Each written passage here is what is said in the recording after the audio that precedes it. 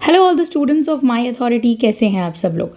आज का जो ये वीडियो है, इस एक ही वीडियो के अंदर हम ब्रीफ में 1952 से लेके आज 2025 तक की इम्पॉर्टेंट सारी जो हमारे सिलेबस में दी हुई है, प्लस एक ओवरव्यू ले लेंगे पूरा का पूरा सरकारों का, उनके अचीवमेंट्स का।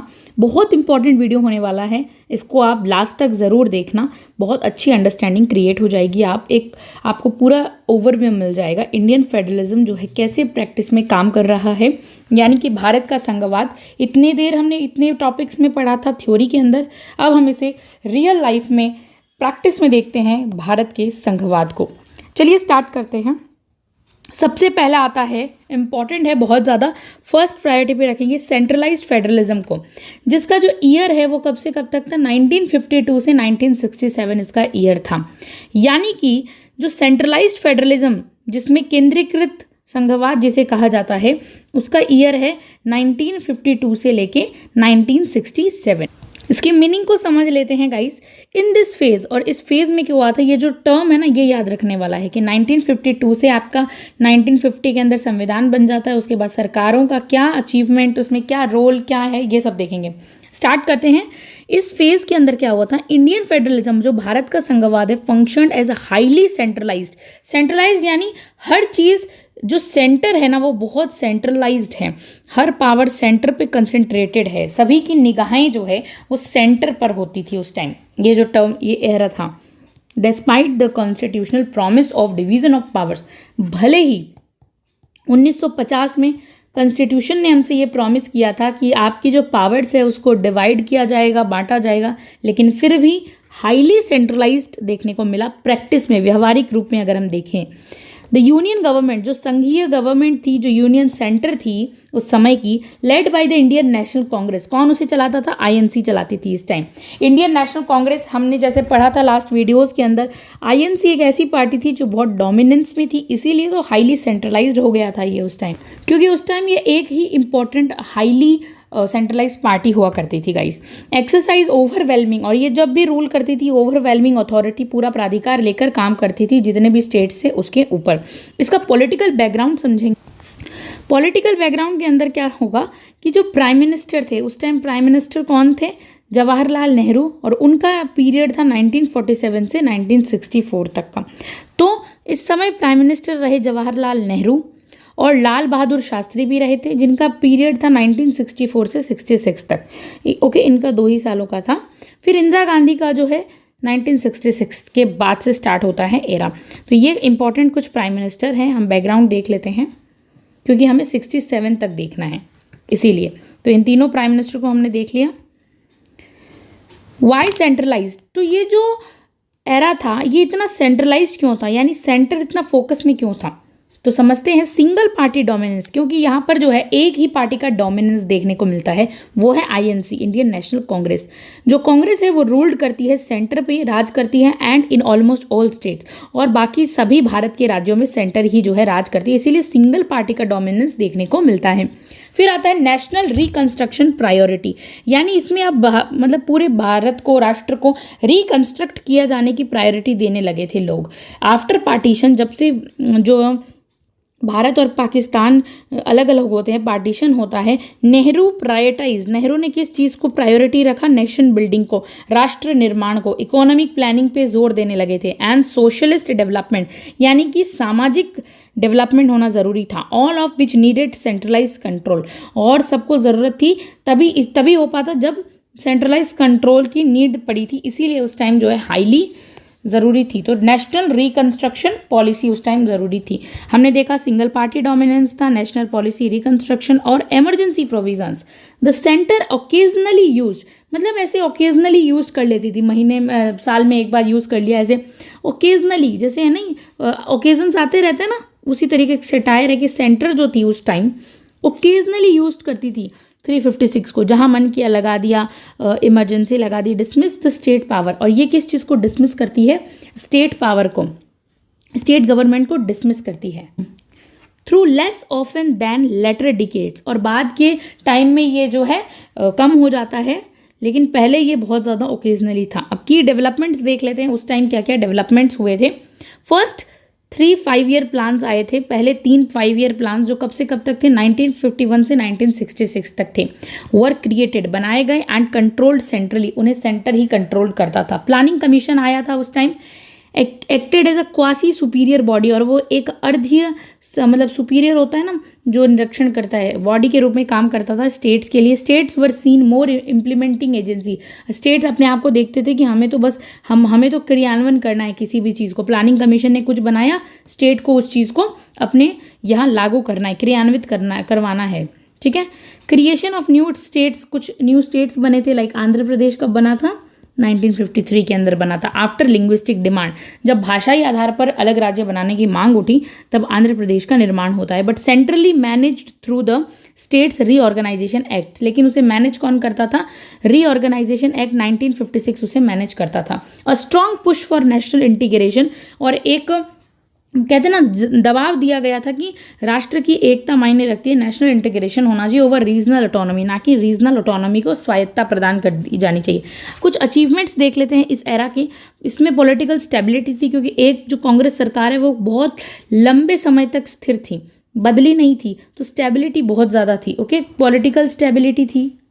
इकोनॉमिक कंसोलिडेशन, मेजर इरिगेशन जो प्रोजेक्ट्स थे सिंचाई से रिलेटेड, यानी इस समय जो है आर्थिक विकास बहुत देखने को मिला था। इकोनॉमिक कंसोलिडेशन हुआ था, संचित निधि में स्टील प्लांट्स आए थे, आईआईटीज इस्टेब्लिश हुई थी, ठीक है। Unified administrative culture across states के अक्रॉस हम देख सकते हैं बहुत सारा यूनिफाइड एडमिनिस्ट्रेशन था, माने एक एडमिनिस्ट्रेशन मिला जुला एक रूप देखने को मिला, ये अचीवमेंट थी। टेंशन क्या क्या थी इस टाइम, तो टेंशन में रीजनल जो पार्टी थी, जो क्षेत्रीय दल थे, जो स्टेट से बिलोंग करते थे, और एथनिक ग्रुप से अपनी कल्चर आइडेंटिटी को बनाने वाले ऐसे एथनिक ग्रुप्स जो पहचाने जाते थे, बिगिन टू फील मार्जिनलाइज, उन्हें ऐसा लगा कि हमें तो इग्नोर किया जा रहा है, तो हम मार्जिनलाइज, उन्हें एक दरकिनार कर दिया, हाशिए पड़े समूह की तरह फील होने लगा उन्हें कि हमारे लिए कोई समाज में इज्जत ही नहीं है हमारी, तो इस तरह से उन्हें फील होने लगा। सीड्स ऑफ स्टेट असरेशन मूवमेंट, और यहीं से बीज बोए जाते हैं, यानी कि स्टेट असरेशन, इसका मतलब है कि स्टेट मूवमेंट आंदोलनों के बीज बोए जाते हैं। लाइक द्रविडियन पार्टीज आ जाती हैं, तमिलनाडु के वर्सोन देखने को मिलती है। ओके, नेक्स्ट फेज है जिसका नाम है कॉम्पिटिटिव डोमिनेंस था। 1967 से 1971 का ये एरा था जिसका नाम क्या था, कॉम्पिटिटिव डोमिनेंस। इसे देखते हैं इसकी मीनिंग को। द मोनोपोली, जो मोनोपोली होता है एकाधिकार, ओके, ऑफ द कांग्रेस, जो कांग्रेस का मोनोपोली था, cracked for the first time, पहली बार टूटा। अब स्टेबिलिटी यहाँ पे जो है ना टूट रही है, ब्रेक होती हुई दिख रही है आपको। कॉम्पिटिटिव, स्पर्धाएं जागृत हो गई लोगों के बीच में, तो मोनोपोली एकाधिकार जो है कांग्रेस का पहली बार टूटता हुआ दिखा। States begin asserting themselves politically, states अपने आप को अलग करने लगे थे राजनीतिक तौर पर कि हमें अलग होना है, डिमांडें उठ रही थी बहुत ज़्यादा। Yet the union try to maintain, जो संघ है यानी जो सेंटर है वो ट्राई कर रही थी कैसे भी स्टेट्स उनकी ही यूनिट बनी हुई रहे, लेकिन ऐसा नहीं हुआ। स्टेट्स जो है अब असर्ट कर रही थी। एक होता है इंसर्ट, या इंसर्ट यानी होता है इसमें जोड़ा जाता है, एडिशन, और असर्टिंग का मतलब होता है माइनस। फिर भी यूनियन ने बहुत ट्राई किया मेंटेन करने का, डोमिनेंस, उन पर प्रभाव बनाने का। किन तरीकों से, थ्रू कंपटीशन, डील्स की, सब्टल कंट्रोल किया अलग अलग तरीके से। नॉट एब्सोल्यूट कमांड, लेकिन फिर भी एब्सोल्यूट कमांड तो कर नहीं सकती थी क्योंकि हमने कॉन्स्टिट्यूशन में अपना लिया था फेडरलिज्म को। भले ही पूरा ना अपनाए पर अब फेडरलिज्म के फीचर्स तो हैं ही इंडिया के अंदर, और क्वासी फेडरल स्ट्रक्चर है। पॉलिटिकल बैकग्राउंड यहाँ का देख लेते हैं। इस टाइम जो प्राइम मिनिस्टर थी वो थी इंदिरा गांधी। 1966 से 77 तक रहती हैं इंदिरा गांधी। इसे कहते हैं कॉम्पिटिटिव डोमिनेंस। लेकिन क्यों कहा जाता है इसे कॉम्पिटिटिव डोमिनेंस, स्पर्धा क्यों थी इस समय, तो क्या हुआ था 1967 के अंदर जनरल इलेक्शन हुए थे, इसके वजह से इसे जो है कॉम्पिटिटिव डोमिनेंस कहा जाता है, जिसमें Congress retained power at the centre, यानी कांग्रेस को पावर तो मिली थी लेकिन सेंटर में, but lost control in 8 states. लेकिन इस जनरल इलेक्शन 1967 के जनरल इलेक्शन में क्या हुआ था, जो कांग्रेस है उसने 8 राज्यों में जो है कंट्रोल खो दिया था अपना, यानी कि पावर से चली गई थी। वो 8 राज्य कौन कौन से थे, पंजाब, बिहार, यूपी, वेस्ट बंगाल, उड़ीसा, केरला, तमिलनाडु और राजस्थान। इन 8 राज्यों में से कांग्रेस हट गई थी उस समय, ठीक है, lost control. Emergence of non Congress governments, अब है ना जो गैर कांग्रेसी सरकार है उनका एमरजेंस उदय होता है इन स्टेट्स, अलग अलग राज्यों में, लेड बाय कोलिएशन, जो कैसे बनते हैं, गठबंधन से बनते हैं, कॉल्ड संयुक्त विधायक दल, SVDs, जिसे क्या कहा गया है, संयुक्त विधायक दल कहा जाता था। सेंटर फेस चैलेंजेस, अब जो सेंटर है ना उसको चैलेंज फेस करना पड़ा था उस टाइम, यानी चुनौतियों का सामना करना पड़ा था, बट यूज्ड कॉलिएशन मैनिपुलेशन, लेकिन सेंटर ने फिर गठबंधन की राजनीति को अपनाया, मैनिपुलेट किया लोगों को, गवर्नर का इंटरवेंशन हाई रखा, यानी गवर्नर जो सेंटर का एजेंट होता है उसे बहुत ज़्यादा उसका इंटरवेंशन, हस्तक्षेप रखा जारी, एंड इंटरनल कांग्रेस स्प्लिट्स, जो इंटरनल कांग्रेस थी वो टूट गई थी, to keep states in check, मतलब बहुत ही इंटरनल कांग्रेस जो होती है वो टूट गई थी ताकि किस पर चेक रखा जा सके, स्टेट्स पर चेक, अपनी कमांड रखा जा सके। की डेवलपमेंट देख लेते हैं इस एरा के अंदर क्या हुआ था, डेवलपमेंट क्या हुई थी। राइज ऑफ रीजनल पार्टीज, जो क्षेत्रीय दल है उनका उदय होता है, like DMK came into the power in Tamil Nadu में, DMK द्रविडियन वो खजकम जो पार्टी है वो एक पावर में आ जाती है। इंटरनल स्प्लिट इन कांग्रेस, खुद कांग्रेस के अंदर ही जो है देखने को मिलता है स्प्लिट, यानी टूट जाती है कांग्रेस 1969 के अंदर between Indira Gandhi faction and the old guard syndicate, इन दोनों के बीच में जो है टूट जाती है। यूज ऑफ आर्टिकल 356, अब जो 356 इमरजेंसी आर्टिकल है उसका बिकेम मोर पॉलिटिकल, अब उसका यूज़ होता है और ये क्या करता है, ये यूज़ होता है तो डिसमिस करता है अनफ्रेंडली गवर्नमेंट्स को, जो अच्छी गवर्नमेंट्स नहीं थी, फ्रेंडली गवर्नमेंट नहीं थी, उनको डिसमिस करता है ये। Indira Gandhi shifted towards more populist politics, अब बहुत ज़्यादा कहते हैं ना पहचान में आने लगी थी, इंदिरा गांधी का नाम जो है बहुत होता, क्योंकि गरीबी हटाओ के लिए जो है ये और ज़्यादा पहचानी जाने लगी थी उस समय, ऐसे डेवलपमेंट्स हुए थे। अचीवमेंट क्या थी इस समय की, पॉलिटिकल डाइवर्सिटी ग्रू अक्रॉस स्टेट, विविधताएं, राजनीतिक विविधताएं देखने को मिली, अलग अलग ग्रू हुई, पनपती हैं। Indian democracy dependent eight the state level, जो भारत का लोकतंत्र है वो depend eight the state level, यानी स्टेट लेवल पे डिपेंड हो जाता है। ओके, जो लोकतंत्र की जड़ें हैं वो बहुत ज़्यादा गहराई में चली जाती है, स्टेट लेवल में देखने को मिलता है। Foundation for more federal future, यानी फेडरल और संघवाद जो फ्यूचर है उसकी स्थापना हो जाती है, बिछ जाता है, वी कैन से दैट।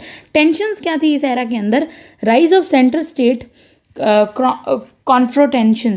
कन्फ्रंट्रेशंस, यानी कि अब जो टकरावट होती है केंद्र की और राज्य की टकरावट और बढ़ जाती है। Growing central dependence on patronage networks, example controlling allocation finance, अब जो सेंटर है ना, जो मतलब ग्रोइंग सेंटर डिपेंडेंस, और अब है ना जो स्टेट्स होते हैं वो सेंटर पे डिपेंड होने लग जाते हैं, फॉर किसके लिए, controlling allocation on financial grants, यानी कि जो नेटवर्क है, केंद्रीय निर्भरता वित्तीय अनुदान के आवंटन को नियंत्रित करती है, फाइनेंशियल ग्रांट्स को कौन नियंत्रित करती है, सेंटर।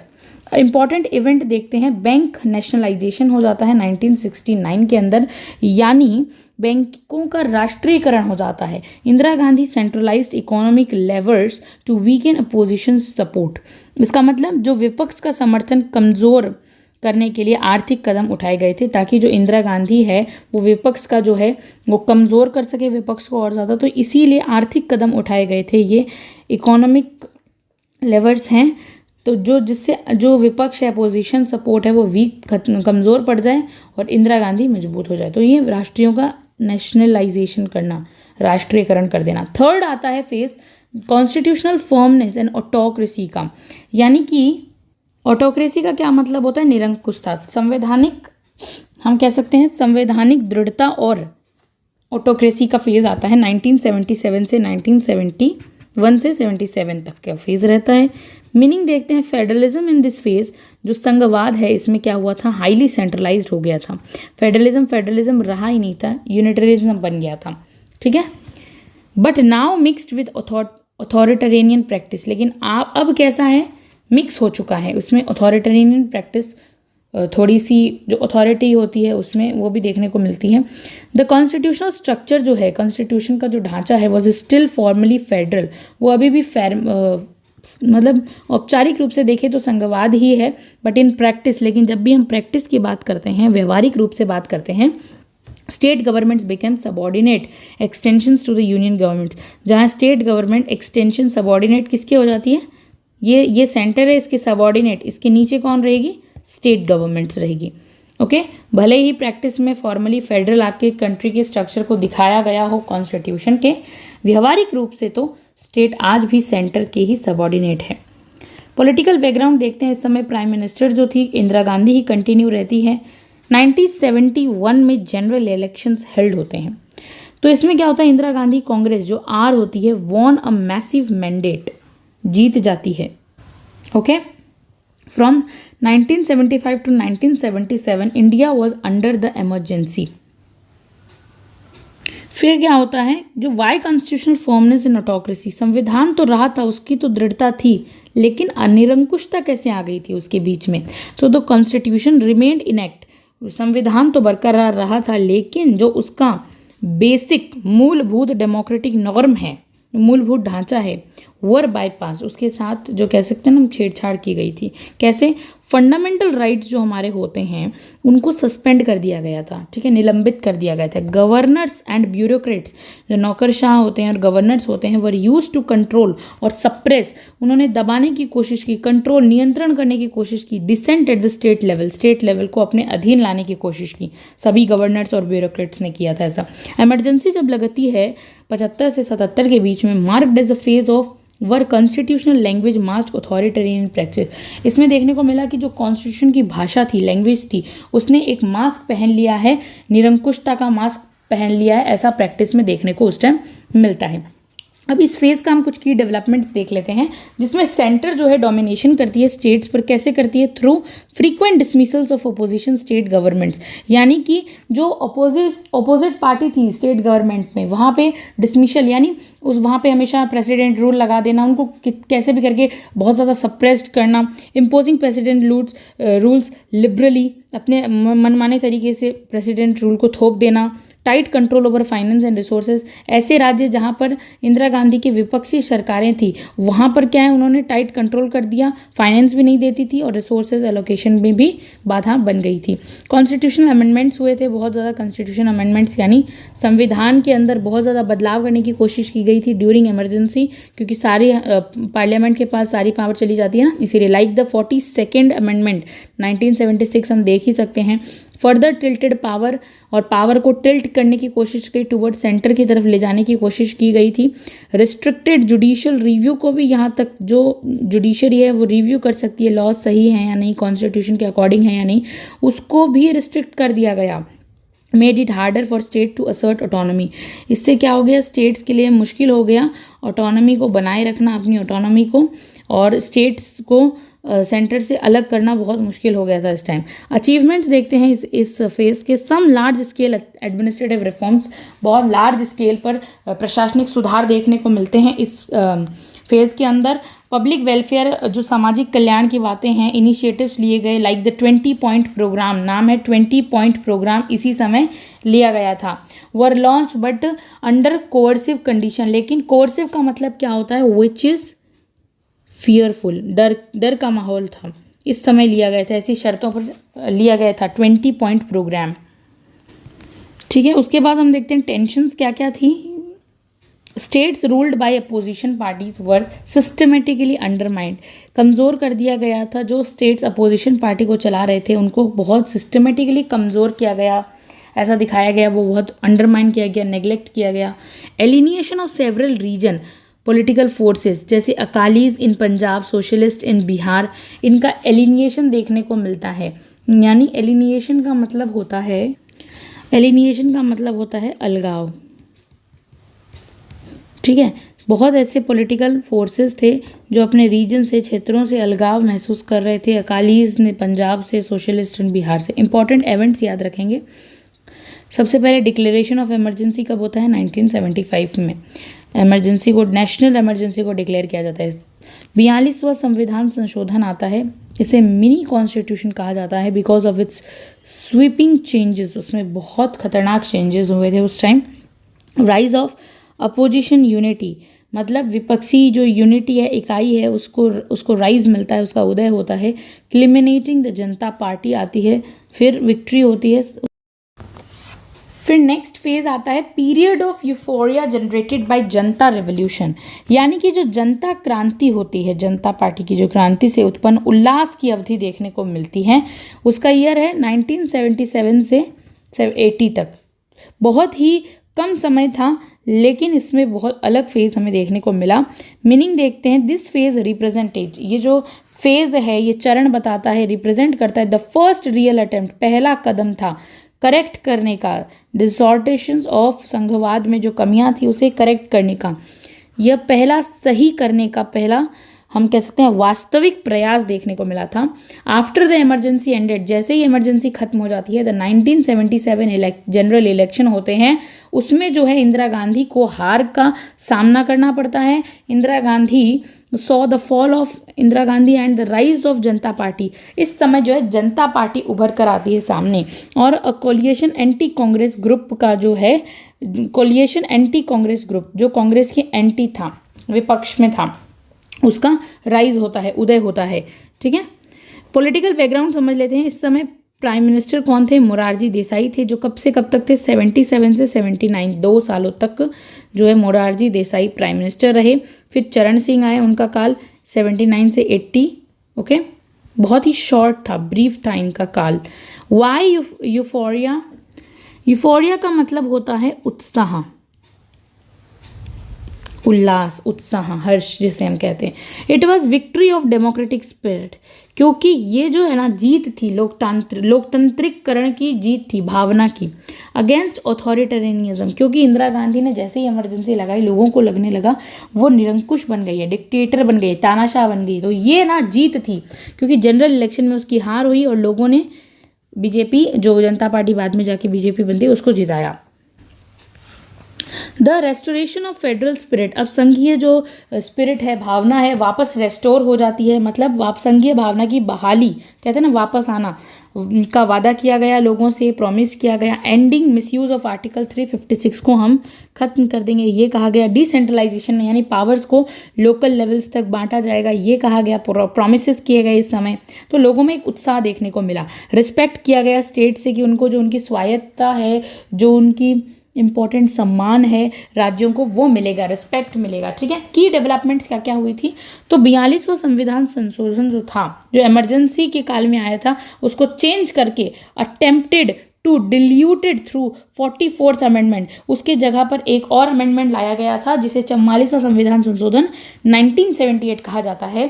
बहुत इंपॉर्टेंट था, जिसके अंदर आपके जो फंडामेंटल राइट्स होते हैं, मौलिक अधिकार होते हैं, उनको बहाल किया गया, वापस से रिस्टोर्ड किया गया, कि उनको कोई छेड़छाड़ उनके साथ नहीं कर सकता है।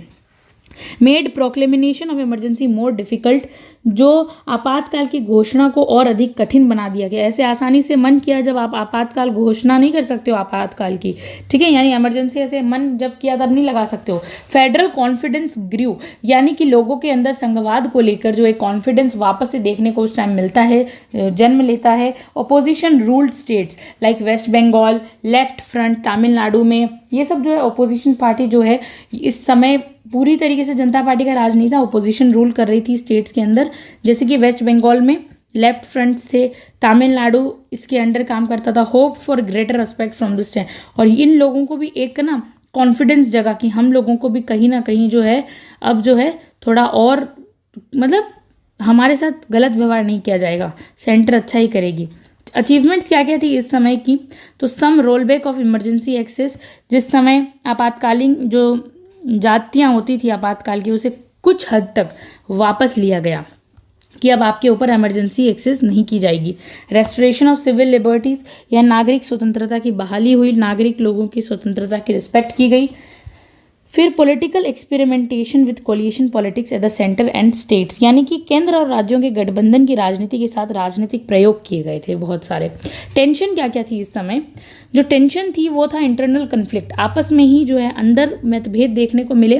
With in Janata party, between Jansangh, socialist Congress, O factions. Okay, यानी कि आपस में ही जो है बहुत ज़्यादा, वी कैन से दैट, बहुत ज़्यादा कन्फ्लिक्ट देखने को मिले थे गुटों के बीच। ठीक है, गुट अपने आप में वो कर रहे थे। शॉर्ट लिव्ड यूनिटी, यानी हम कह सकते हैं आपातकालीन जो एकता होती है, गवर्नमेंट इंस्टेबिलिटी रिटर्न क्विकली, सरकारी अस्थिरता शीघ्र ही लौट आएगी। जो कहा गया इसमें कि जो सरकारी अस्थिरता है, सरकार जो अस्थिर है वो वापस, मतलब एक तरह से सरकार अस्थिर थी, वी कैन से दैट। क्योंकि ये देखिए, आप इसका काल देखिए, इसका टर्म देखिए एक बार, 77 से 80 तक का था। अब 3 साल में क्या ही हो जाएगा, तो ये टेंशन तो थी ना कि सरकार वापस गिर सकती है, तो क्विक रिटर्न हो सकता है, इंस्टेबिलिटी वापस अस्थिर हो सकती है, तो ये सब उस समय टेंशन का कारण बना था। इंपॉर्टेंट इवेंट्स देख लेते हैं। Collapse of Morarji government in 1979 में कोलैप्स हो जाते हैं, ठीक है, खत्म हो जाती है सरकार। राइज एंड फॉल ऑफ चरण सिंह गवर्नमेंट, और चरण सिंह की गवर्नमेंट का उदय होता है। 10 दो यूफोरिया यानी उत्साह के साथ अब फेडरल रिवाइवल देखने को मिला, वाज जेन्युइन था, लेकिन वो वास्तव में उत्साह जेन्युइन था। द इंस्टीट्यूशनल वीकनेस, जो संगठनिक जो वीकनेस कमजोरी थी of the new regime soon became clear, जो एक वीकनेस थी वो बाद में जाके क्लियर हो जाती हैं, लेकिन ये उत्साह जेन्युइन था। फिर हम देखते हैं the return of Mrs Indira Gandhi, वापस से रिटर्न होती है। 1980 से 84 तक का इनका काल देखने को मिला है, जिसमें इंदिरा गांधी वापस आती है सत्ता के अंदर। मीनिंग देखते हैं, इंदिरा गांधी रिटर्न वापस आती है to power marked restoration of centralize authority, फिर से लेकर आती है कि सेंट्रलाइज अथॉरिटी होगी, ओके। क्योंकि जनता पार्टी के काल को वो कैसे दर्शाती हैं कि ये जो जनता पार्टी का काल था वो बहुत ज़्यादा अराजक था, इसीलिए वो अब और फिर से आती है, रेस्टोरेशन होता है उनका केंद्रीकृत सत्ता के साथ, केंद्र में थी वो। हाउएवर अनलाइक द प्री 1977 से जो पहले का एरा था, उस टाइम इंदिरा गांधी बहुत पावरफुल थी। अब ऐसा नहीं था। इंदिरा गांधी सेकेंड टर्म में जब आती है तो उसे बहुत सारे फ्रेगमेंटेड पॉलिटी का क्या मतलब होता है, यानी वी कैन से दैट अब जो दूसरा कार्यकाल था ना, उसमें क्षेत्रीय रीजनल एसर्शन देखने को मिलती है, यानी लोग जो है खंडित राजनीति का सामना करना पड़ता है। अब उनकी जो स्टेट्स के अंदर वो बात नहीं रह गई थी इंदिरा गांधी के लिए, अब स्टेट्स जो है असर्ट हो गए थे, अलग तरीके से खंडित हो गए थे, अपने आप को सेंटर से इतना ज़्यादा वो नहीं मानते थे, तो इंदिरा गांधी को ये सामना करना पड़ा फ्रेगमेंटेड पॉलिटी का। इसका पॉलिटिकल बैकग्राउंड, इसमें प्राइम मिनिस्टर जो है वो इंदिरा गांधी रहती हैं, 80 से 84 तक का बीच का इनका पीरियड रहता है। वाई सिग्निफिकेंट, क्यों इंपॉर्टेंट था ये काल, तो इन 1980, जब हम 1980 की बात करते हैं, जनरल इलेक्शन हेल्ड हुए थे, was landslide victory for Congress. तो ये क्या है, कांग्रेस के लिए लैंडस्लाइड विक्ट्री थी, एक लैंडस्लाइड विक्ट्री थी कांग्रेस के लिए। इंदिरा प्रॉमिस्ड, अब इंदिरा ने क्या प्रॉमिस किया था, स्टेबिलिटी का, कि अब आपको ना सरकार स्थिर दिखेगी, बट फेस्ड राइजिंग रीजनलिज्म, लेकिन इंदिरा गांधी को क्या फेस करना पड़ा, क्या चैलेंज करना पड़ा, रीजनलिज्म, क्षेत्रवाद, एथनिक इंटरेस्ट हो गए थे, लोग हैं जो उनमें अब बिलीव नहीं करते थे, जो एथनिक ग्रुप्स थे, एंड स्टेट डिफेंस हो गया था, जो राज्य थे वो उनके ओबीडियंस का, उनके जो आज्ञा था उनका पालन नहीं कर रहे थे, अवज्ञा कर रहे थे इंदिरा गांधी की। तो की डेवलपमेंट्स देख लेते हैं, यानी सेंटर की डेवलपमेंट क्या क्या हुई थी इस वापस जब रेस्टोरेशन पीरियड था इंदिरा गांधी का, उसके अंदर की डेवलपमेंट देखते हैं। विकास के चरण कुछ इंपॉर्टेंट प्रमुख विकास, एग्रेसिव यूज ऑफ 356 रेज्यूम्ड, यानी कि अनुच्छेद 356 का आक्रामक उपयोग पुनः शुरू हो गया, वापस से जो रिज्यूम था वापस से स्टार्ट हो गया। जैसे इंदिरा गांधी वापस आते, डिसमिसल ऑफ 9 अपोजिशन स्टेट, अब क्या हुआ था, यहाँ पर डिसमिस कर दिया गया था सत्ता में आने के तुरंत बाद 9 विपक्षी राज्य सरकारों को।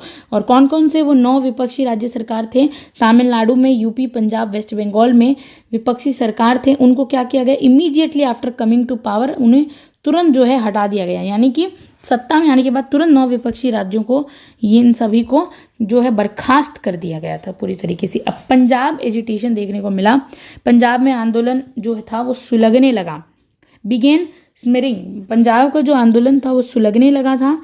स्मिरिंग demands for more autonomy, Punjab कहता है मुझे बहुत ज़्यादा ऑटोनॉमी चाहिए, मेरे लिंग्विस्टिक और रिलीजियस धार्मिक रिकग्नाइजेशन दीजिए मुझे, यानी पंजाब में जो भाषाई और धार्मिक मान्यता की मांग होने लगी थी उस समय, ओके।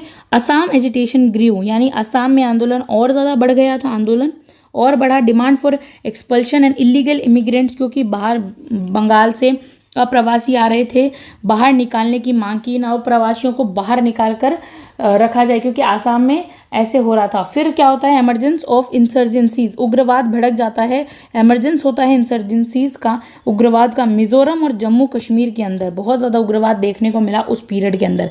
इस पीरियड के अचीवमेंट क्या थे, पीरियड के अचीवमेंट थे political stability at the centre. अब सेंटर में जो पॉलिटिकल स्टेबिलिटी हो गई, सरकार एक जगह स्थिर हो गई जाकर।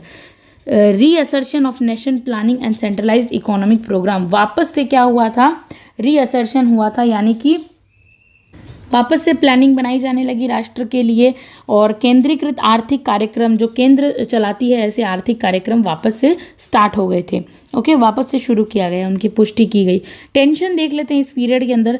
सीवियर इलिनिएशन ऑफ रीजनल एस्पिरेशंस, यानी कि अलगाव की भावना हो गई थी। बहुत सारे ऐसे रीजन थे, आप देखिए 9 रीजन्स, 9 बड़े बड़े स्टेट से क्या किया गया था, 9 अपोजिशन स्टेट से उनको बर्खास्त कर दिया गया था। अब क्या है, अलग अलग क्षेत्रों में ना एलिनिएशन की भावना कि हम अलग हो जाएं, अलगाव की भावना ने जन्म ले लिया था। महत्वाकांक्षाएं जितनी भी थी, ठीक है, क्षेत्रीय आकांक्षाओं का गंभीर अलगाव था। Growing mistrust between centre and state, यही कारण था कि सेंटर और स्टेट के बीच में ट्रस्ट बन ही नहीं पा रहा था। ट्रस्ट मतलब होता है विश्वास, ठीक है, जो स्टेट्स है वो सेंटर पे ट्रस्ट नहीं कर पा रही थी। Increasing intensities of violent region movements, और यही कारण था हिंसक क्षेत्रीय आंदोलनों की बढ़ती घटनाएं देखने को मिली थी, बहुत हिंसक। इंपॉर्टेंट इवेंट्स देखते हैं हम, क्या था, ऑपरेशन ब्लू स्टार हुआ था 1984 के अंदर। प्रिपरेशन बिगेन, ब्लू स्टार की प्रिपरेशन शुरू कर दी गई थी।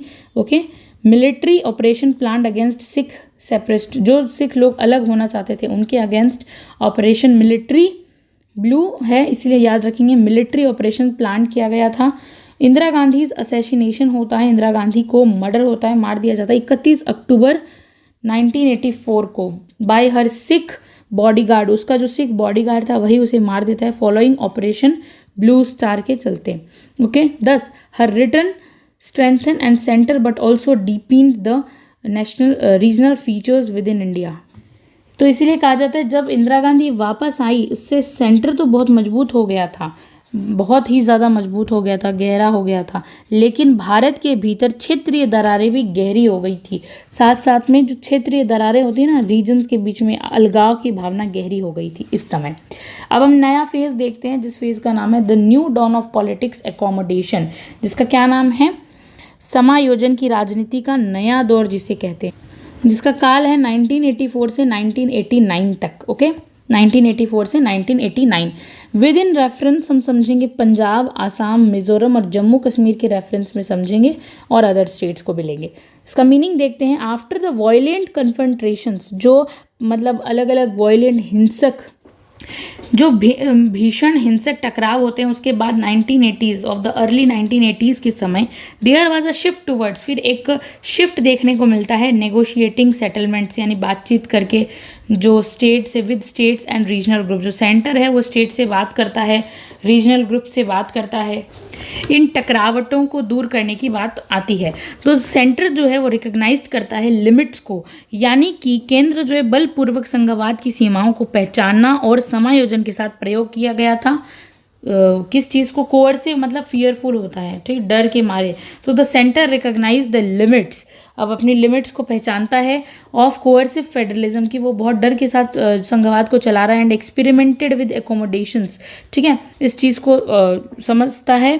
और फिर हम देखते हैं पॉलिटिकल बैकग्राउंड में प्राइम मिनिस्टर कौन थे, इंदिरा गांधी का जो बेटा था राजीव गांधी वो था। इसका काल था 84 से 89 तक। वाई पॉलिटिक्स एकोमोडेशन, यानी कि आवास की राजनीति क्यों, एकोमोडेशन यानी होता है घर, आवास, ये आवास, ये घर, इसकी राजनीति क्यों होने लगी थी उस समय। वाइड स्प्रेड इंसर्जेंसीज, मतलब व्यापक विद्रोह, जो हम कह सकते हैं उग्रवाद बढ़ रहा था। अनरेस्ट थ्रेटन नेशनल यूनिटी, और ये किस चीज़ को कमज़ोर कर रहा था, थ्रेट कर रहा था, नेशनल, राष्ट्र की अखंडता को। जो कांग्रेस थी अंडर राजीव गांधी, जो कांग्रेस सरकार थी राजीव गांधी के under, sought to resolve conflict, वो चाहती थी रिजॉल्व हो सके, जितनी भी लड़ाइयाँ दंगे हैं रिजॉल्व हो जाए थ्रू अकॉर्ड्स और एग्रीमेंट, चाहे कोई भी एग्रीमेंट बन जाए राज्यों के बीच में, कोई बातचीत हो जाए, कोई अकॉर्ड बन जाए, कोई मामले हो जाए, रफा दफा हो जाए, रेदर देन प्योर सप्रेशन ना हो, यानी कि बहुत ज़्यादा उन पे अत्याचार ना किया जाए, कोई भी तरीके का उन पर थोपा ना जाए किसी भी चीज़ को, एग्रीमेंट से बात सुलझाने की कोशिश की गई थी इस समय। कुछ डेवलपमेंट हुए थे इसमें राजीव गांधी के समय, क्या क्या देखने को मिलते हैं। पंजाब राजीव लॉन्गवाल अक्रॉड 1985 में देखने को मिलता है कि क्या नाम है इसका, पंजाब राजीव लॉन्गोवाल अक्रॉड। ये समझौता जो है विद सिख लीडर, जो लीडर था किसके साथ किया गया था, संत हरचंद सिंह लोंगोवाल के साथ किया गया था। प्रॉमिस्ड किया गया इसके अंदर greater devolution power to Punjab, यानी कि पंजाब को अधिक शक्तियां हस्तांतरित करने का वादा किया गया इस समय। Attempted to address water sharing and language issue, और ये भी कहा गया कि जल बंटवारे और भाषा के आधार पर सभी मुद्दों को सुलझाने का प्रयास किया जाएगा, किसके द्वारा, सेंटर के द्वारा, पंजाब स्टेट का। However implementation remain partial and troubled, लेकिन फिर भी जो इस चीज़ का क्रियान्वयन है वो आंशिक दिखा और परेशानी भरा था, पूरी तरीके से नहीं था, टेंशन में, ट्रबल्ड में ही था। आसाम अक्रॉड देखते हैं, आसाम में क्या हुआ था, आसाम के अंदर भी ऐसे अक्रॉड देखने को मिले। आसाम समझौता क्या था वो पढ़ते हैं। Signed with leader all Assam students union, AASU, याद रखेंगे, ऑल आसाम स्टूडेंट यूनियन के साथ ये साइन किया गया था ये समझौता। आसाम गाना परिषद, एजीपी भी इसके अंदर आता है। इसमें प्रॉमिस किया गया आइडेंटिफिकेशन देंगे आपको पहचान दी जाएगी, एक्सपल्शन ऑफ इलीगल इमिग्रेंट्स है, ताकि जो है किसको रोका जा सके, ये पहचान देके उन लोगों को निष्क्रिय किया जा सके जो बिना किसी मतलब निष्कासन के लिए, उन लोगों का जो बाहर से आ रहे हैं, और आपको पहचान दी जाएगी, ठीक है। Led to formation of AGP government in Assam, यही जो है किस चीज़ को सपोर्ट करता है, आसाम में एजीपी सरकार का गठन हुआ इसी के कारण। फिर हम देखते हैं नेक्स्ट है मिजोरम मीजो अक्रॉड जिसे कहा जाता है। इसका ईयर क्या था मीजो अक्रॉड का, 1986 में। एंडेड डिकेट्स लॉन्ग इंसर्जेंसीज देखने को मिली by the Mizo national front MNF, okay, MNF में बहुत ज़्यादा लॉन्ग डिकेट्स के बाद इसमें उग्रवाद था, ख़त्म हुआ था इस अक्रोड के बाद, क्योंकि जो सदियों से चला रहा जो लॉन्ग इंसर्जेंसी है वो इस एक्ट के बाद खत्म होती है। Mizoram was granted full statehood, अब मिजोरम को एक स्टेट बना दिया गया था उस समय, सरकार में पूर्ण राज्य का दर्जा दिया गया। पहले एक केंद्र शासित प्रदेश था मिजोरम, एक यूनियन टेरिटरी था, बाद में उसे एक स्टेट बना दिया गया था। One of the most successful peace settlement, और ये जो मिजोरम का पीस सेटलमेंट बहुत ही ज़्यादा सक्सेसफुल माना जाता है इन इंडियन फेडरलिज्म की हिस्ट्री के अंदर। जब भी हम देखें ना, मिजोरम अक्रॉड बहुत ज़्यादा पीसफुल था, बहुत शांति से हो गया था ये काम। Jammu Kashmir talks with in A national conference, अब जम्मू कश्मीर के साथ क्या हुआ था, इस सब जम्मू कश्मीर के अंदर एफर्ट्स किए गए थे कि जीवित किया जाए मेन स्ट्रीम डेमोक्रेटिक पॉलिटिक्स को, मुख्य धारा की जो राजनीति है लोकतंत्र की उसको वापस जीवित किया जाए। Farooq Abdullah return to power, जो फ़ारूक अब्दुल्ला हैं वो वापस पावर में आते हैं थ्रू एन अक्रॉड, एक समझौते के आधार पर राजीव गांधी से 1986 में समझौता होता है। But underlying alienation in Kashmir remain unresolved, यानी लेकिन फिर भी कश्मीर में अंतर्निहित अलगाव का समाधान नहीं हो सका, लोग बहुत ज़्यादा अलगाव की भावना रखे थे उस टाइम। अचीवमेंट्स देखते हैं, इस समय क्या हुआ था, रिलेटिव पैसिफिकेशन इन इंसर्जेंट रीजन, ऐसे क्षेत्र जहाँ विद्रोह बहुत होता है, उग्रवादी इलाकों में थोड़ी शांति छाई थी, सापेक्षित हुई थी थोड़ी सी शांति। Demonstrated that negotiated political settlements can work better than military suppression, कि जो वो ऐसा कहा गया कि ऐसा मतलब अनुमान प्रदर्शित किया गया कि बातचीत करके, नेगोशिएट करके पॉलिटिकल सेटलमेंट्स, यानी कि राजनीतिक हम सेटलमेंट ज़्यादा कर सकते हैं, वो वर्क ज़्यादा करेगा, ना कि मिलिट्री आप बुला दीजिए किसी स्टेट पे, उसको सप्रेस कर रही है, ऑप्रेस्ड कर रही है, उत्पीड़न कर रही है, ऐसा नहीं होगा। तो स्ट्रेंथन कोऑपरेटिव फेडरलिज्म की बात की गई, मजबूत करो कोऑपरेटिव फेडरलिज्म को, यानी सहकारी संघवाद की भावना को मजबूत किया गया।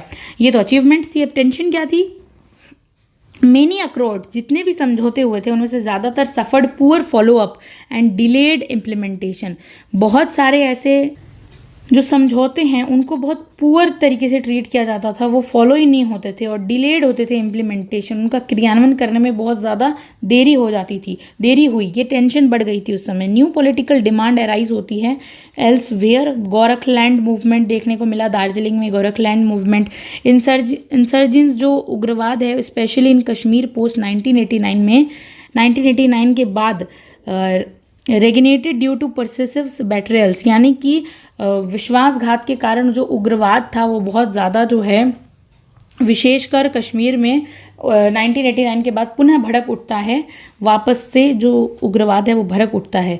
इंपॉर्टेंट इवेंट्स देखते हैं। Formation of new regional government, अब कुछ क्षेत्रीय दलों का फॉर्मेशन हुआ असम के अंदर और मिजोरम के अंदर। डिक्लाइन ऑफ कांग्रेस डोमिनेंस, अब यहाँ पे कांग्रेस के डोमिनेंस का डिक्लाइन देखने को मिला एट द सेंटर के अंदर अब कांग्रेस का डिक्लाइन हुआ, पतन हुआ। फॉर शेडोड इन 1989 इलेक्शंस में देखने को मिला असम, और पहले ही जो है पूर्वाभास हो गया था कि अब तो इस बार कांग्रेस सरकार गिर जाएगी। 1984 से 89 जो राजीव गांधी का पीरियड था, marked critical shift from confrontation, टकरावट से हटकर कॉम्प्रोमाइज़ किया गया। ये कॉम्प्रोमाइज़ का काल था कि ठीक है सेटलमेंट करेंगे, हम एडजस्ट करेंगे, तुम एडजस्ट करो।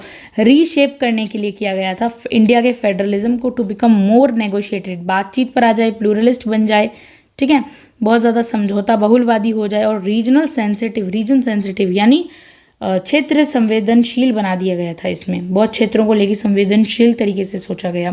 फिर नेक्स्ट आता है जो हमारा 7th फेज है, वो कॉलिएशन की गवर्नमेंट का फेज आ जाता है, स्टार्ट हो जाता है, जहाँ से गठबंधन की राजनीति शुरू हो जाती है, और ये जो है वो रहता है 1989 के बाद तक रहता है। वीपी सिंह जो है इसमें संयुक्त फ्रंट जो होता है मोर्चा उसके होते हैं, और चंद्रशेखर की समाजवादी जनता पार्टी गवर्नमेंट होती है, सरकारें। इसमें देखते हैं इसका कंटेक्स्ट और बैकग्राउंड देखते हैं हम लोग। 1989 के बाद जब हम बात करते हैं तक 1989 तक Indian politics entered a new unstable phase. तो इंडियन यानी भारत की जो राजनीति एक अनस्टेबल फेज में एंटर करती है, जो कि स्थिर नहीं है बिल्कुल भी, जिसमें कांग्रेस सिस्टम जो है वो वीक हो जाता है, कांग्रेस की सरकार जो है वो वीक पड़ जाती है, badly due to corruption scandals होते हैं, जिसमें बॉफ्रोज वगैरह ये सब भ्रष्टाचार घोटाले की वजह से वीक पड़ जाती है। राइज ऑफ रीजनल पार्टीज, अब यहीं पे क्षेत्रीय दलों का जो है उद्भव होता है, क्षेत्रीय दलों का उदय होता है, रिप्रेजेंट करती है वो अपने स्पेसिफिक स्टेट्स को, अपनी कम्युनिटीज़ को, दलों को, और अपनी आइडियोलॉजीज विचारधाराओं को स्पष्ट तरीके से। फिर growing fragmentation of political mandates, यानी कि जो राजनीति का जो जनादेश है वो एक तरीके से विखंडित हो जाता है। 10 फ्रॉम सिंगल पार्टी डोमिनेंस, पहले कौन थी, कांग्रेस एरा था, सिंगल पार्टी थी।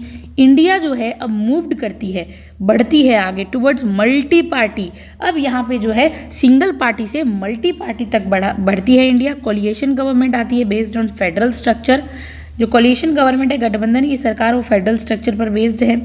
दिस शिफ्ट वुड, जो ये शिफ्ट था, डीपन फेडरलिज्म को और गहराई तक देखता है। गिविंग स्टेट्स, जो स्टेट्स को एक तरीके से पावर देता है, रीजन्स को, क्षेत्रों को और स्टेट्स को ग्रेटर बार्गेनिंग पावर, यानी कि वो ज़्यादा बार्गेन कर सकती है, एक तरीके से सौदेबाजी वाली पावर देता है नेशनल पॉलिटिकल स्ट्रक्चर, कि वो सौदेबाजी करके नेशनल के राजनीतिक स्ट्रक्चर में पार्टिसिपेट कर सकती है। ओके, अब हम देखते हैं government led by VP Singh, united front, दिसंबर 1819 से नवंबर 1990 तक, 1989 से 1990 तक ये जो वीपी सिंह की सरकार आती है यूनाइटेड फ्रंट के अंदर। ये प्राइम मिनिस्टर कौन रहते हैं इसमें, विश्वनाथ प्रताप सिंह, जिनका शॉर्ट में हम वीपी सिंह कहते हैं, विश्वनाथ प्रताप सिंह। इनकी पार्टी कौन सी होती है, जनता दल वाली पार्टी होती है, जो सपोर्ट एक्सटर्नली बाय बीजेपी इसको सपोर्ट करती है, एंड लेफ्ट फ्रंट होता है ये। Okay, front, left front. Nature of coalition, अब ये गठबंधन जो था इसका नेचर क्या था, it was not an ideological alliance. Alliance होता है कोई भी संधि हम करते हैं ना किसी ग्रुप से, तो ये ना वैचारिक संधि नहीं थी, कोई भी विचारधारा पर आधारित नहीं थी, but a pragmatic coalition to defeat Congress. लेकिन ये कैसी संधि थी, संधि का मतलब होता है कोई भी एली यानी फ्रेंड, ठीक है। ये जो वो मोर्चा था ना, मतलब ये जो वैचारिक गठबंधन नहीं था, बल्कि कांग्रेस को हराने के लिए, डिफीट यानी हार, ताकि कांग्रेस की हार हो जाए, उसको हराने के लिए ये एक तरीके का व्यवहारिक संगठन था, यानी व्यवहारिक तौर पे बनाया गया था। सिर्फ एक्सटर्नल सपोर्ट मिलता है फ्रॉम लेफ्ट पार्टीज, जो लेफ्ट पार्टीज होती है, भाजपा के द्वारा बाहरी समर्थन को सरकार ये जो थी उसको बहुत कमज़ोर कर दिया। एक्सटर्नल सपोर्ट मिला from left parties, and BJP made the government highly vulnerable and dependent. तो वामपंथी दलों और भाजपा के बाहरी समर्थन ने सरकार को अत्यधिक कमज़ोर और निर्भर बना दिया था। ठीक है। उसके बाद हम देखते हैं मेजर डेवलपमेंट, देखते हैं इसके कैसे डेवलपमेंट हुए। Implementation of Mandal commission recommendation, इसी समय मंडल कमीशन के रिकमेंडेशन सिफारिशों का जो है इम्प्लीमेंटेशन देखने को मिलता है 1990 के अंदर। फिर reservation for other backward OBCs के लिए सेंटर जॉब्स में आती हैं, एजुकेशनल इंस्टीट्यूशंस के अंदर।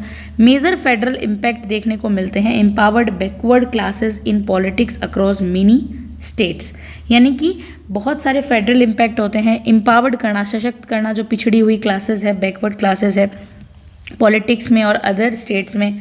फिर अयोध्या मूवमेंट जो है वो भी इसी में देखने को मिलता है। राम जन्मभूमि एजुकेशन जो होता है, ठीक है, वो भी इसी में देखने को मिला जिस समय राम जन्मभूमि को लेकर जो हुआ था। ओके, फिर आता है BJP pushed aggressively for the construction of Ram temple at Ayodhya. अब बीजेपी जो है वो राम मंदिर को बनाने के लिए बहुत ज़्यादा एग्रेसिवली, क्रूर तरीके से वहाँ पर कहती कि राम मंदिर बनना चाहिए। Created religious and political tension, और यही कारण बनता है पॉलिटिकल टेंशन का सेंटर और सेवरल स्टेट्स के बीच में। अब इस पार्टी के अंदर हम कुछ अचीवमेंट्स देख लेते हैं। फर्स्ट सीरियस अटेम्प्ट था, ये पहला सीरियस यानी गंभीर अटेम्प्ट था टू रीशेप करना, वापस से सोशल जस्टिस की स्थापना करना, सामाजिक न्याय को इंडिया में लाना थ्रू एफर्मेटिव एक्शंस, कुछ काम करके एफर्मेटिव एक्शंस लाकर कमजोर ये मजबूत करता है, स्ट्रेंथेंड करता है state level backward caste politics को। जो स्टेट लेवल पे बैकवर्ड कास्ट पॉलिटिक्स थी, जो जाति के आधार पर राजनीति थी, उसको और मजबूत कर देता है। Leading to rise leaders like Mulayam Singh Yadav को राइज करती है ये, लालू प्रसाद यादव राइज होते हैं, नीतीश कुमार, ऐसे लोग जो है कास्ट पॉलिटिक्स के आधार पर लीड करते हैं और राइज उभर कर आते हैं। टेंशन्स क्या क्या हो जाती है बीच में इसमें टेंशन, तो डीप कन्फ्लिक्ट होते हैं बिटवीन सेक्युलरिज्म, जो हमारा धर्मनिरपेक्षता है उसमें जो है एक डीप कन्फ्लिक्ट देखने को मिलता है, supported by Janata Dal, and religious nationalism pushed by BJP. जो जनता दल है वो तो सपोर्ट करता है सेक्युलरिज्म को, और रिलीजियस नेशनलिज्म, धार्मिकता किसके द्वारा पुष्ट की जाती है, बीजेपी के द्वारा पुष्ट की जाती है। फेडरल टेंशन्स देखते हैं, कुछ इंपॉर्टेंट फेडरल टेंशन्स थी। Different states reacted differently, different जो अलग अलग स्टेट्स थे वो फेडरल टेंशन्स में डिफरेंट स्टेट जो थे, अलग अलग राज्य जो थे, reacted differently to Mandal politics and Ayodhya education, अलग अलग तरीके से व्यवहार किया उन्होंने। VP Singh inability to control both extremes led to his fall, और वीपी सिंह जो है इन चीज़ों को कंट्रोल नहीं कर पाए और यही उनके फॉल का कारण बनता है। इसके की इवेंट्स देखते हैं। बीजेपी जो थी विड्रॉ कर लेती है support after VP Singh refuse to back Ram temple movement, आंदोलन को जो है वो वीपी सिंह रिफ्यूज कर देते हैं, तो इसके कारण बीजेपी अपना जो सपोर्ट है वापस खींच लेती है वीपी सिंह से। वीपी सिंह जो है रिजाइन दे देते हैं बाद में, 1990 के अंदर रिजाइन कर देते हैं। 10 united front under VP Singh marked the beginning of unstable coalition politics. पहली बार ऐसा देखने को मिलता है जो वीपी सिंह की सरकार के कारण अनस्टेबल कोलिशन गवर्नमेंट, अस्थिर, क्योंकि बीजेपी ने अपना सपोर्ट वापस ले लिया, क्योंकि राम जन्मभूमि के टेम्पल के मूवमेंट्स को ये रिफ्यूज़ किया था, इसने मना कर दिया था, इसीलिए तो इस चीज़ को जो है देखने। But also depend federal character by empowering regional caste identities को एम्पावरमेंट मिला, इसीलिए फेडरल फीचर देखने को मिला यहाँ पर। Government led by Chandrashekhar Samajwadi Janata Party 1990 से लेके 1991, 1 साल की गवर्नमेंट आप देख लीजिए कितनी अस्थिर है, बिल्कुल भी स्थिर नहीं है। तो प्राइम मिनिस्टर कौन थे, चंद्रशेखर प्राइम मिनिस्टर रहे हैं। पार्टी उनकी थी समाजवादी जनता पार्टी, राष्ट्रीय है ये, समाजवादी जनता पार्टी राष्ट्रीय पार्टी थी।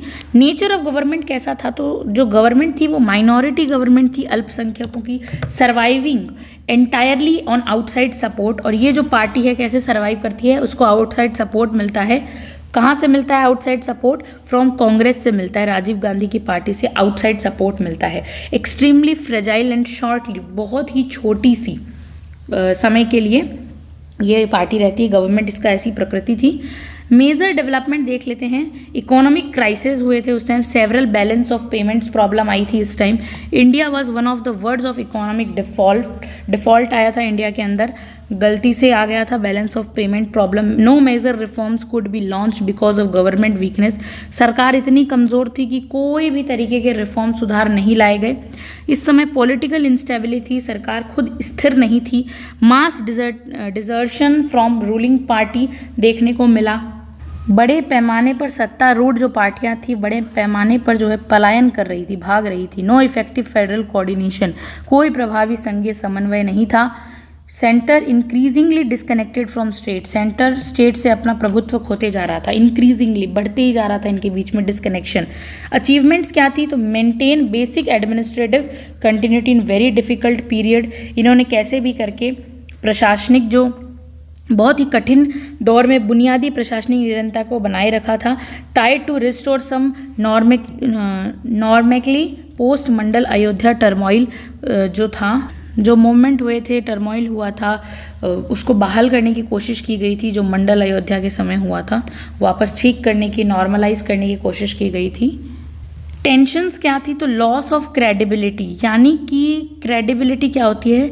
निर्भरता होती है, ठीक है। कांग्रेस के समर्थन में due to heavily reliance on Congress support, Congress इसको सपोर्ट कर रही थी बाहर से, तो कांग्रेस के समर्थन पर भारी निर्भरता थी और ये पार्टी क्या बहुत ज़्यादा निर्भर हो गई थी, तो उसके कारण जो था विश्वसनीयता की हानि हुई थी, ठीक है इसमें, क्योंकि कांग्रेस के सपोर्ट पे बहुत ज़्यादा रिलाई करती थी, रिलायंस हो गया था इसका। Rajiv Gandhi Congress pulled support. अब क्या होता है, राजीव गांधी की जो कांग्रेस होती है वो अपना सपोर्ट खींच लेती है। सिटिंग सर्विलेंस टॉकिंग कंट्रोवर्सीज के कारण ये होता है। फिर कंप्लीट ब्रेकडाउन हो जाता है सेंटर स्टेट कम्युनिकेशन का, इसके वजह से सेंट्रल स्टेट आपस में वाद विवाद नहीं कर पाते, कोई भी तरीके से बातचीत नहीं हो पाती, leading to further federal paralysis. और यही इसी के कारण पैरालिसिस देखने को मिलता है, ठीक है, क्योंकि सेंटर और स्टेट की बातें बिल्कुल भी बंद हो जाती है तो ब्रेकडाउन हो जाता है। फिर हम देखते हैं कि event Chandrashekhar resigned in March 1991 में चंद्रशेखर रिजाइन दे देते हैं। Government continue as a caretaker till general elections in mid 19, और गवर्नमेंट खुद एक केयर टेकर बन जाती है वहाँ पे जब तक जनरल इलेक्शंस वापस हेल्ड नहीं होते हैं। कब नहीं होते? 1991 में वापस होते हैं। Nature of federalism during this phase, अब हम इस फेज के अंदर नेचर ऑफ फेडरलिज्म देखेंगे कि संघवाद का कैसा ढांचा रहा था। हाईली नेगोशिएटेड फेडरलिज्म था, बातचीत के आधार पर फेडरलिज्म चल रहा था। सेंटर जो था डिपेंडेंट निर्भर हो गया था रीजनल और कास्ट बेस्ड पार्टीज पर। किस पर डिपेंड कर गया था? सेंटर पूरा कास्ट पर, रीजनल पार्टीज पर डिपेंडेंट हो गया था फॉर सर्वाइवल, खुद के सर्वाइवल के लिए, क्योंकि इस टाइम सेंटर में कोई सरकार ही नहीं थी, सिर्फ नेगोशिएशन पर बात आ गई थी जैसे तैसे चल रहा था। 10 regional demands and state leaders gained unprecedented leverages over central politics. तो क्या हुआ था, जैसे ही सेंटर एकदम कमज़ोर पड़ा, कोई नहीं था सेंटर में राज करने वाला, तब जो रीजनल पार्टीज जो स्टेट थे ना वो अब डोमिनेंट हो जाते हैं। अब स्टेट के कुछ इंपॉर्टेंट लीडर्स जो होते हैं उनके पास बहुत ज़्यादा ऐसी पावर्स आ जाती है जिससे वो सेंट्रल पॉलिटिक्स पर कंट्रोल कर लेते हैं। नो स्ट्रॉन्ग नेशनल एजेंडा, कोई नेशन का कोई एजेंडा नहीं रहा था इस time. Coalition compulsions made the centre weak. अब ये जो कोलिएशन की गवर्नमेंट थी ना, ये इसने क्या किया था, सेंटर को कमज़ोर कर दिया था और इनडिसिसिव कर दिया था। तो ये जो भी गठबंधन की मजबूरियां थी केंद्र को कमज़ोर करती जा रही थी और एक बिना कोई निर्णय नहीं ले सकता है कोई भी, ऐसा बना दिया था। तो राइज ऑफ स्टेट लीडर्स, अब इस समय क्या होता है, स्टेट लीडर्स जो हैं उनका राइज होता है, उदय होता है, जिसमें leaders like M Karunanidhi DMK के हैं, एम करुणानिधि उभरते हैं। ज्योति बासु सीपीएम बंगाल से हैं, वो उभरते हैं। देवीलाल हरियाणा से गेंड नेशनल प्रोमिनेंस, अब इनको राष्ट्रीय तरीके से प्रसिद्धि मिलती है। 10 रियल फेडरल प्लूरलिज्म, और यहाँ पर देखने को मिलता है बहुलवाद, संघवाद का बहुलवाद थ्रू चाउटिक स्टार्टेड डेवलपिंग, यहाँ पे देखने को मिलता है। Government led bye PV Narasimha Rao 1996 से 1991 से 1996 तक में आती है।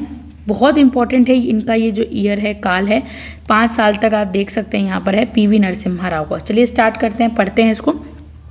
कंटेक्स्ट और बैकग्राउंड समझ लेते हैं। आफ्टर द चाउटिक मतलब होता है बहुत ही खराब ऐसी परिस्थितियाँ जो कि क्योस कर रही थी, ठीक है, बहुत ही ज़्यादा क्योस हो गया था सब कुछ, ओके। उसमें क्या होता है, आफ्टर द चाउटिक कोलिएशन एक्सपेरिमेंट्स, जो इस पर निरंतर जो है वी कैन से दैट प्रयोग हो रहे थे 18, देखिए एक साल के लिए, and the assassination of Rajiv Gandhi को भी मार दिया गया था 1991 के अंदर। इससे क्या होता है, India faced a massive political vacuum, एक खाली जगह सा बन जाता है, शून्य हो गया, पूरा सेंटर शून्य हो गया, इंडिया भी शून्य हो गया था उस समय।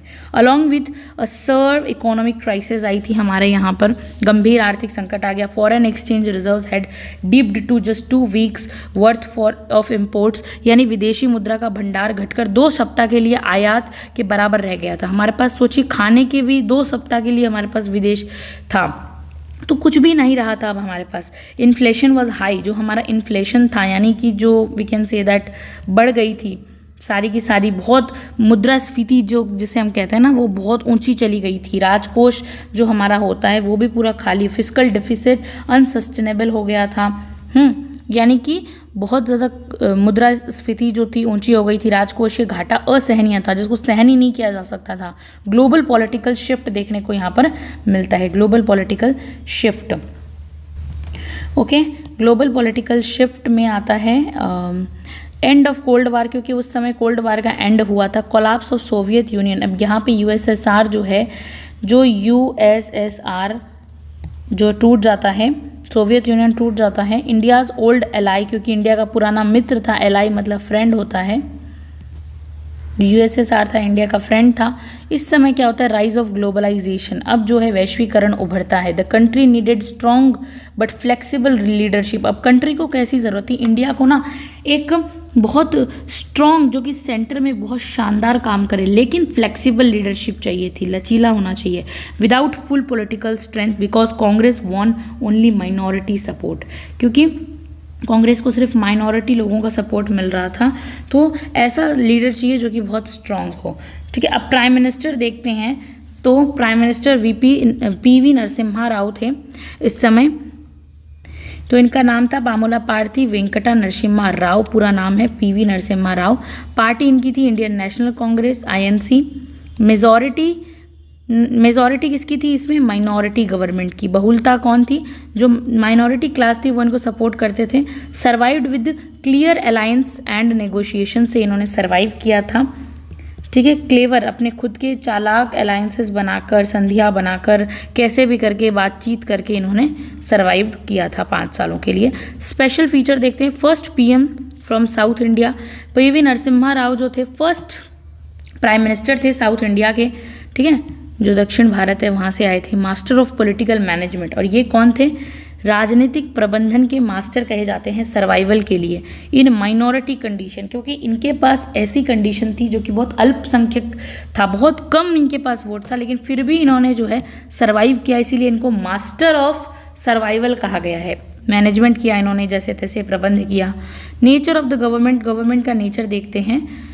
दो weak politically, Rao's government was bold, भले इनके पास पॉलिटिकल सपोर्ट कम था, वीक था, कमज़ोर था, लेकिन फिर भी Narasimha Rao was bold in policy making, policy का निर्माण करने में बहुत बोल्ड रहे हैं वो।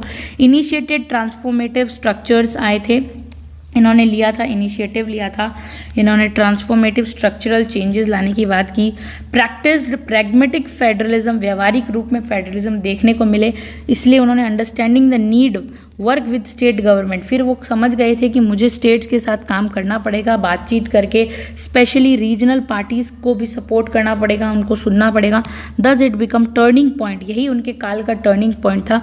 Both in India's economy and centre state relation जो है थोड़े ठीक होने लगे थे। मेजर डेवलपमेंट देख लेते हैं। सबसे पहले हम इकोनॉमिक रिफॉर्म्स, क्या क्या सुधार आए थे 1991 से 1996 के अंदर। Liberalization, privatization, globalization. LPG model पहली बार इंट्रोड्यूस करवाया गया था, एलपीजी मॉडल लॉन्च्ड हुआ था। इंडेड लाइसेंस राज, जो लाइसेंस राज, कोटा परमिट राज है, उसकी समाप्ति हो गई थी। The system of bureaucratic control over industries, जो लाइसेंस राज क्या होता है, जो ब्यूरोक्रेट्स होते हैं, यानी कि जो ये ब्यूरोक्रेट्स होते हैं वो क्या करते हैं, अपने आप बहुत ज़्यादा कंट्रोल कर लेते हैं, लाइसेंस वगैरह हर चीज़ के लाइसेंस को रखते हैं, इससे कंट्रोल बहुत हायरार्कियल हो जाता है, तो इंडस्ट्रीज़ को फुल फ्रीडम नहीं मिल पाती है, तो इसका एंड कर दिया गया था। ठीक है, open Indian economy to foreign investment, यानी इंडियन इकोनॉमी, भारत की जो व्यवस्था है, आर्थिक व्यवस्था है, अर्थव्यवस्था है, उसको फॉरेन इन्वेस्टमेंट की, बाहर से विदेशी लोग आकर उसमें अपनी पूंजी का निवेश करें और ज़्यादा से ज़्यादा फ्लरिश्ड इकोनॉमी हो, इसकी शुरुआत कर दी गई थी। Reduced traffic tariffs and trade barriers, जो टैक्स लगते हैं, ट्रेड करते हैं, मान लीजिए कोई फॉरेन कंट्री आके आपके इंडिया में ट्रेड करना चाहती है और आप बहुत सारे उस पर टैक्स लगा दोगे तो कौन करेगा भाई? आप उसको बहुत ज़्यादा स्वतंत्रता दो ताकि वो आके अपने लगा सके, ज़्यादा से ज़्यादा ट्रेड लगा सके। तो टैरिफ्स, जो भी टैक्सेस लगते हैं, बैरियर्स होते हैं, ऑब्स्टिकल्स होते हैं, उन्हें ख़त्म कर दिया गया, रिड्यूस कर दिया गया, कम कर दिया गया। ओके, ख़त्म तो नहीं किया था। Dismantled restrictions on private sector growth, जो प्राइवेट सेक्टर की ग्रोथ थी उस पर जो है बहुत सारे जो रिस्ट्रिक्शंस थे उनको हटा दिया गया, यानी कि निजी क्षेत्र के विकास पर प्रतिबंध हटा दिया गया था। वित्त मंत्री कौन थे इस टाइम? डॉक्टर मनमोहन सिंह थे, जो कि बहुत अच्छे इकोनॉमिस्ट थे। आर्किटेक्ट ऑफ इकोनॉमिक लिबरलाइजेशन के आर्किटेक्ट कहे जाते हैं हमारी इकोनॉमिक पॉलिसी के। ओके, इम्पैक्ट ऑन फेडरलिज्म पर इसका क्या इम्पैक्ट पड़ा था? जो ये सरकार आई थी उसका क्या इम्पैक्ट था? स्टेट्स नाउ बिकेम की प्लेयर्स, अब यहाँ पर जो स्टेट्स थे, जो राज्य थे, वो की प्लेयर बन गए थे, ज़्यादा से ज़्यादा अपने आप रोल प्ले कर रहे थे इन अट्रैक्टिंग इन्वेस्टमेंट्स, बाहर के इन्वेस्टमेंट्स को अपने और अट्रैक्ट करने के लिए। स्टेट लेवल रिफॉर्म्स हुए थे, यानी राज्य स्तरों पर सुधार किए गए थे, स्टार्टेड हुए थे, लाइक गुजरात में सबसे ज़्यादा, फिर महाराष्ट्र में, आंध्र प्रदेश में under the Chandrababu Naidu later, बाद में चंद्रबाबू नायडू लेटर आंध्र प्रदेश में सुधार देखने को मिला। बिगॉन इकोनॉमिक कंपटीशन, अब इन स्टेट्स के बीच में आपस में आर्थिक प्रतिस्पर्धा शुरू हो गई थी। फिस्कल फेडरलिज्म देखने को मिलता है जहां पैसों से related, which is related with money. Okay, ऐसा संघवाद बिकम स्ट्रॉन्गर, बहुत फिस्कल फेडरलिज्म, इकोनॉमी यहाँ पे स्ट्रांग हो गई थी। States demanded greater fiscal financial autonomy, state कहते हैं अब हमें फाइनेंशियली, आर्थिक रूप से और ज़्यादा स्वायत्ता प्रदान कीजिए। Politically management and federal ties देखते हैं, कुछ टाइज होती हैं इनके बीच में। PV Narasimha Rao skilfully managed, वो अपनी स्किल से हर चीज़ को प्रबंध मैनेज करते हैं। फ्रैक्चर्ड पार्लियामेंट, यानी कि जो फ्रैक्चर्ड पार्लियामेंट थी उसको मैनेज किया इन्होंने। यूज़ अलाइंसेस बनाए, गठबंधन किए, बहुत सारे नेगोशिएशन, बातचीत की। And political manoeuvres to use survive, 5 सालों तक सर्वाइव करने के लिए उन्होंने क्या नहीं किया, हर तरीके की कोशिश की, अपनी कुशलतापूर्वक तरीके से खंडित संसद को वापस सही किया। पूरे 5 साल तक जीवित रहने के लिए, सर्वाइव करने के लिए उन्होंने क्या किया? गठबंधन की, वार्ताएं की, राजनीतिक चालों का इस्तेमाल किया अलग अलग तरीके से। फेडरल डायनेमिक्स को प्ले करते हैं अब यहाँ की, यानी जो गतिशीलता देखने को मिलती है, संघीय गतिशीलता कैसी होती है। Supported regional autonomy movements moderately, यानी कि जब तक आवश्यक न हो, यानी कि avoiding direct confrontation unless necessary, कि जब तक ज़रूरत ना हो, आवश्यकता ना हो, सीधे टकराव से बचते हुए, यानी कि हमें कन्फ्रंट करना ही नहीं है, टकराव करनी नहीं है किसी भी स्टेट के साथ, किसी भी रीजन के साथ। ये कौन कहता है? सेंटर कहता है कि जब तक ज़रूरत नहीं हो स्टेट को लिबरल छोड़ो, ठीक है, टकराना नहीं है उनसे, वो वरना आंदोलन हो जाते थे। इसीलिए मूवमेंट्स को, रीजनल ऑटोनॉमी के मूवमेंट्स को देखना भी, सपोर्ट किया कि हाँ भाई क्षेत्र अपने लिए मूवमेंट कर रहा है, आंदोलन लेके आ रहा है, उनको सपोर्ट, अवॉइड किया था टकरा, यहाँ हम समझते हैं लड़ाई झगड़ों को एक तरह से अवॉइड किया गया था। गेव ग्रेटर स्पेस, अब यहाँ पे ना बहुत अच्छा स्पेस दिया गया टू स्टेट्स को स्पेस दिया गया, ठीक है, आप थोड़ा अपने आप को लिबरल इकोनॉमी पॉलिसी खुद की बना लीजिए आप। मेंटेन्ड केयरफुल बैलेंस, यहाँ पे बैलेंस स्थापित करने की, संतुलन बनाने की कोशिश की गई थी between centre control and state flexibility. अब थोड़ी स्टेट्स को जो है हम लचीलापन कहते हैं ना, वो प्रोवाइड करवाए गए। अचीवमेंट्स देखते हैं पीवी नरसिम्हा राव के समय। इकोनॉमिक स्टेबलाइजेशन, अब आर्थिक हमारा जो है स्थिरीकरण हो गया था, आर्थिक तरीके से हम अब स्थिर हो गए थे। India moved from edge of default to growth, पहले इंडिया बहुत ज़्यादा गंभीर सिचुएशन में था, किनारे पर ही था डिफॉल्ट के, हार के, लेकिन बस कैसे भी करके ग्रोथ की ओर मुड़ गया। जैसे देख सकते हैं यहाँ इस समय हमारी इकोनॉमी ऐसे जाने लगी थी, लेकिन अचानक से थोड़ी उठी। Okay, we can say that. Global re integration हुआ था, वापस से पुनर्गठन किया गया था ग्लोबल का, यानी India joined the global economy. अब इंडिया ने ग्लोबल इकोनॉमी में पार्टिसिपेट किया, यानी वैश्विक आर्थिक व्यवस्था को ज्वाइन किया, न्यू ट्रेड में पार्टिसिपेट किया, इन्वेस्टमेंट, डिप्लोमेट्स टाइज बनाई। पॉलिटिकल स्टेबिलिटी आ गई थी हमारे यहाँ, डिस्पाइट नो मेजॉरिटी, हमारे पास मेजॉरिटी नहीं थी उस टाइम, माइनॉरिटी में पीवी नरसिम्हा राव की सरकार चली थी, लेकिन completed a full term rare in the coalition era, लेकिन फिर भी उस कॉलिएशन के एरा में उन्होंने फुल टर्म 5 साल तक बने रहे वो। फेडरल एकोमोडेशंस देखते हैं, allowed states to experiment with their own models of governance and development. अब उन्होंने इस समय क्या है, स्टेट्स को अलाउ किया कि आप अपने तरीके से डेवलपमेंट कीजिए, अपनी सरकार बनाइए, विकास कीजिए। कुछ टेंशन्स थी इनके एरा में, कम्युनल टेंशन, सांप्रदायिकतावाद से रिलेटेड कुछ तनाव थे, वो क्या क्या थे, जैसे कि बाबरी मस्जिद डिमोलिशन, जब बाबरी मस्जिद को गिराया गया 6 दिसंबर 1992 को अंडर राउज वॉच, जिस टाइम राउज पीवी नरसिम्हा राव के समय। फेडरल इम्पैक्ट क्या देखने को मिला, बहुत सारे हिंसावादी दंगे भड़के थे, इरप्टेड अक्रॉस इंडिया में, जैसे मुंबई, सूरत, कानपुर, बाबरी मस्जिद को गिराने पे डिमोलिशन हुआ जब। मेनी स्टेट्स गवर्नमेंट्स वर डिसमिस्ड अंडर आर्टिकल 356। अब यहाँ पे आर्टिकल 356 का यूज़ किया गया क्योंकि दंगे भड़के थे, इस समय डिसमिस्ड की गई, प्रेसिडेंट रूल लगाया गया था। क्रिटिसिज्म ऑफ इनेक्शन, अब जो ये इनेक्शन था इसके प्रति क्या क्रिटिसिज्म होता है, तो Rouse was criticised for, Rao को यानी पीवी नरसिम्हा राव को क्रिटिसाइज किया जाता है, आलोचना की जाती है, for not taking stronger preventive action, कि उन्होंने ना बहुत मजबूती से कोई एक्शन लिया ही नहीं, इनेक्शन के प्रति इनको क्रिटिसाइज किया जाता है। अयोध्या में लेना चाहिए था उनको प्रिवेंटिव एक्शन, जिससे ये सब दंगे जो हो रहे थे, हिंसा जो हो रही थी, इरप्टेड, इन सब, तो ये रुक जाती है अयोध्या में। Led to long term Hindu Muslim mistrust, और ये चीज़ किसको ज़्यादा बनाता है, हिंदू मुस्लिम में एक दूसरे के बीच में मिस्ट्रस्ट पैदा हो गया था, विश्वास कमी। And challenges for Indian federalism, और यही कारण इंडियन के संघवाद के लिए चैलेंज बना। अब हम देखते हैं करप्शन स्कैंडल्स हुए थे। सिक्योरिटी स्कैम 1992 में देखने को मिला, इन्वॉल्विंग स्टॉक मार्केट मैनिपुलेशन, जिसमें स्टॉक मार्केट था। फिर आता है allegations of bribery weakened Congress credibility, अब यहाँ पे जो कांग्रेस थी इसमें एलिगेशंस, ऐसे इल्ज़ाम लगे थे, बाइबरी यानी रिश्वत लेती है, और यही चीज़ जो है कांग्रेस की विश्वसनीयता, जिसे हम कहते हैं ना विश्वास, क्रेडिबिलिटी को कमज़ोर कर देती है। ठीक है, नेचर ऑफ फेडरलिज्म देख लेते हैं 1991 में और 1996 में क्या रहता है nature.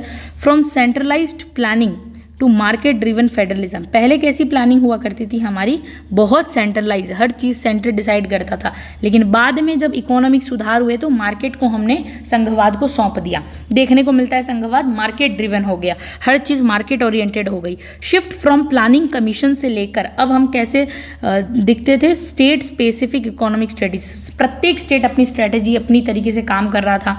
Rise of competitive federalism, अब यहाँ पे कॉम्पिटिटिव फेडरलिज्म का राइज हुआ, स्पर्धा वाली संघवाद उत्पन्न होता है। States started competing for investment, अब एक दूसरे से स्टेट ना कैसे करते हैं, मैं इन्वेस्ट करूंगा, मैं बेटर इंफ्रास्ट्रक्चर बनाऊंगा अपने स्टेट में, और मैं अच्छे रिफॉर्म्स लेकर आऊंगा। तो हर स्टेट एक दौड़ में लग गया, एक कंपटीशन में लग गया कि मुझे बहुत अच्छा कुछ करना है। ठीक है, अकोमोडेशन और ऑफ रीजनल एस्पिरेशंस, अब कुछ जो क्षेत्रीय आकांक्षाएं थी उनके अकोमोडेशंस की बात आई, यानी कि जो पीवी नरसिम्हा राव है रिस्पेक्ट करते हैं डिमांड फॉर स्पेशल पैकेजेस, वो कहते हैं स्टेट्स को कुछ इंपॉर्टेंट जो ग्रुप्स हैं उनको स्पेशल पैकेजेस देके, ऑटोनॉमी देके, बातचीत करके, नेगोशिएट करके इंसर्जेंट ग्रुप्स क्वाइट कर सकते हैं, यानी कि जो उग्रवादी ग्रुप हैं वो छोड़ सकते हैं अगर हम कुछ स्पेशल पैकेज दे दें, तो ये जो है हिंसा रुक सकती है, तो वो इस चीज़ में बिलीव करते थे। ठीक है, रीजनल एस्पिरेशंस को महत्व दिया उन्होंने। वीक मोरल फेडरलिज्म हो गया था, यानी कि नैतिक फेडरलिज्म तो कमज़ोर पड़ गया था। The inability to prevent Babri demolition यहाँ पे देखने को मिलता है, इसे रोका नहीं गया, तो क्या हुआ, शोड, ये चीज़ शो करता है failure of federal morality, moral authority की बात करता है, फेलियर हो गया था यहाँ पे मोरल अथॉरिटी का, संघवाद का, वरना सेंटर रोक सकता है, सेंटर के पास अधिकार है, कहीं भी हिंसा हो रही है तो, पर नहीं किया गया, इसलिए मोरल अथॉरिटी हार्म होती है।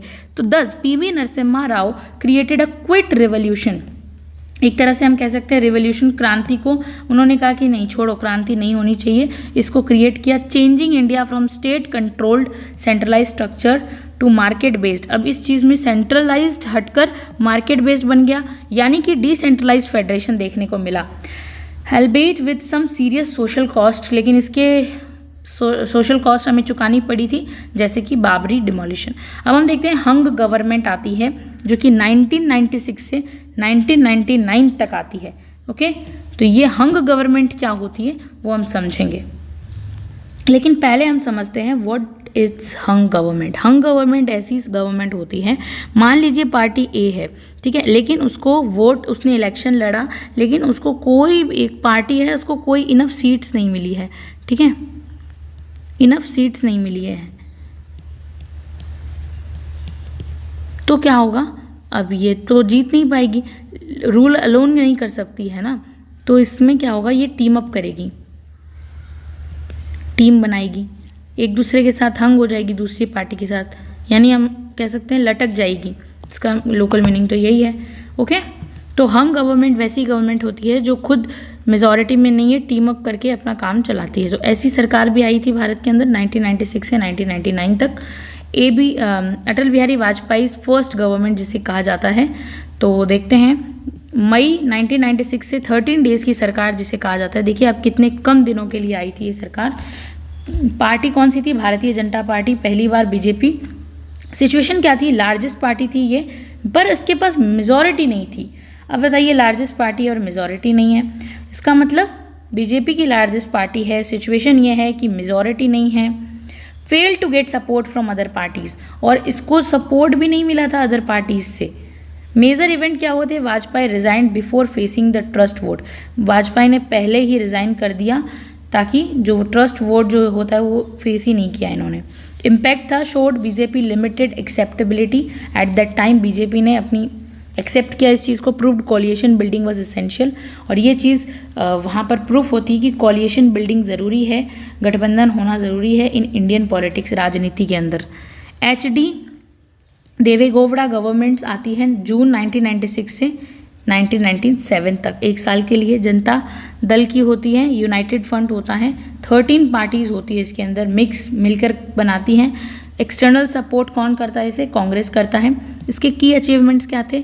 एम्फेसाइज ऑन डिसेंट्रलाइजेशन पर बात करती है, स्ट्रेंथनिंग पंचायती राज को बहुत मजबूत करती है, focus on pro poor policies, जो ज़्यादा गरीब लोग हैं उन पर पॉलिसीज़ बनाई गई, और रूरल डेवलपमेंट हुए, ज़्यादा से ज़्यादा विलेज डेवलपमेंट पे बात करना। फेडरल रिलेशंस कैसे थे? फ्रेंडली टू स्टेट्स, स्टेट्स के साथ बहुत फ्रेंडली थे। रिस्पेक्टेड रीजनल एस्पिरेशंस, क्योंकि भाई इतनी पार्टीज़ मिलके बनी थी तो ऑब्वियसली सी बात है, अब सेंटर तो स्ट्रॉन्ग है नहीं, तो रीजनल्स के साथ अच्छा रहना ही पड़ेगा। प्रमोटेड कोऑपरेटिव फेडरलिज्म, सहकारी संघवाद को जो है बढ़ावा दिया। फॉल क्यों हुआ था इनका? Congress withdraw support. अब कांग्रेस ने जैसे ही अपना समर्थन वापस खींचा ड्यू देवरागॉन्स नॉन कंसल्टेटिव स्टाइल, क्योंकि ये जो एच.डी. देवे गौड़ा थे ये बिल्कुल भी कंसल्टेटिव स्टाइल नहीं अपनाते थे, नॉन कंसल्टेटिव स्टाइल अपनाते थे, बात नहीं, सलाह नहीं, कोई मशवरा नहीं, कंसल्ट नहीं करते थे। इसके लिए कांग्रेस ने अपना सपोर्ट वापस ले लिया, इसके कारण इनका फॉल देखने को मिला एक साल के अंदर। अब हम देखते हैं, आई.के. गुजराल्स गवर्नमेंट आती है 1997 से मार्च 1998, फिर एक साल की गवर्नमेंट आती है। पार्टी कौन सी होती है? Janata Dal lead United front बनाती है। Support again external Congress support, Congress इसे फिर से सपोर्ट करती है। इसके की अचीवमेंट्स क्या थे? गुजराल डॉक्ट्राइन बहुत इंपॉर्टेंट है, गुजराल डॉक्ट्राइन जिसे हम कहते हैं, इसका मतलब non reciprocal goodwill towards neighbours, like यानी हम जो है कोई भी तरीके की कोई उम्मीद नहीं रखेंगे कि हम नेपाल को अगर सपोर्ट कर रहे हैं, नेपाल गरीब राष्ट्र है तो वो वापस हमें कुछ दे, नहीं, हम बिना किसी स्वार्थ के अपने पड़ोसी राज्यों को जो है बहुत सारे एड्स प्रोवाइड करेंगे, चाहे वो फाइनेंशियल हो चाहे कुछ भी हो। ये है Gujral doctrine. Non reciprocal goodwill towards neighbours, like Nepal को देंगे, बांग्लादेश, भूटान, श्रीलंका, इनको हम एड प्रोवाइड करेंगे, हेल्प देंगे, और बदले में कोई भावना नहीं रखेंगे कि हमें क्या दे रहा है वापस, नहीं, ऐसा नहीं। स्ट्रेंथन रीजनल डिप्लोमेसी, और ये इसी के साथ क्षेत्रीय कूटनीति को भी बढ़ाता है, मजबूत करता है। फेडरल रिलेशन कैसे थे इस time? Maintained a non confrontational centre state relation, कोई टकरावट नहीं था इसमें, मेंटेन करके चले थे ये, सेंटर और स्टेट के बीच में कोई भी तरीके का कन्फ्लिक्ट नहीं था। कांग्रेस विड्रॉ सपोर्ट, अब कांग्रेस इसका जो हार है वो क्यों हो जाती है, फॉल क्यों हो जाता है? कांग्रेस क्या करता है, अब सपोर्ट को वापस खींच लेता है over DMK's alleged links to Rajiv Gandhi assassinations. SIT report कहती है ऐसा कि डीएमके की लिंक थी कोई राजीव गांधी के असैसिनेशन से, इसीलिए कांग्रेस अपना सपोर्ट वापस ले लेता है इस पार्टी से, ये कोई रिपोर्ट है। गवर्नमेंट कोलैप्स हो जाती है, बिखर जाती है। अब हम देखते हैं अटल बिहारी वाजपेयी सेकंड गवर्नमेंट बनाते हैं, फिर से आते हैं, और ये अब 1998 से 1999 तक रहते हैं। तो पार्टी कौन सी होती है? बीजेपी होती है, जिसे नेशनल डेमोक्रेटिक अलायंस एनडीए जो अपना सपोर्ट देती हैं। इसके की अचीवमेंट्स बहुत इंपॉर्टेंट है गाइस। इसमें पोखरण सेकेंड न्यूक्लियर टेस्ट होता है मई 1998 के अंदर, पोखरण, ओके, पोखरण जैसलमेर के अंदर है। India became declared nuclear weapon state, अब इंडिया जो है न्यूक्लियर वेपन स्टेट बन जाता है कि इंडिया के पास भी एटॉमिक एनर्जी होती है। Assertion for India's strategic autonomy, अब ये इंडिया की एक ऐड हो जाता है इंडिया की कि हाँ, हम अपनी स्ट्रैटेजिक तरीके से बहुत ज़्यादा ऑटोनॉमस हैं। हमारे पास हमारा खुद का एटॉमिक बम वगैरह है। फर्स्ट सीरियस कोलिशन बिल्डिंग होती है, पहली सीरियस कोलिशन बिल्डिंग बनती है जो टूटती नहीं है बाद में। फॉर्मल क्रिएशन ऑफ एनडीए की बनती है।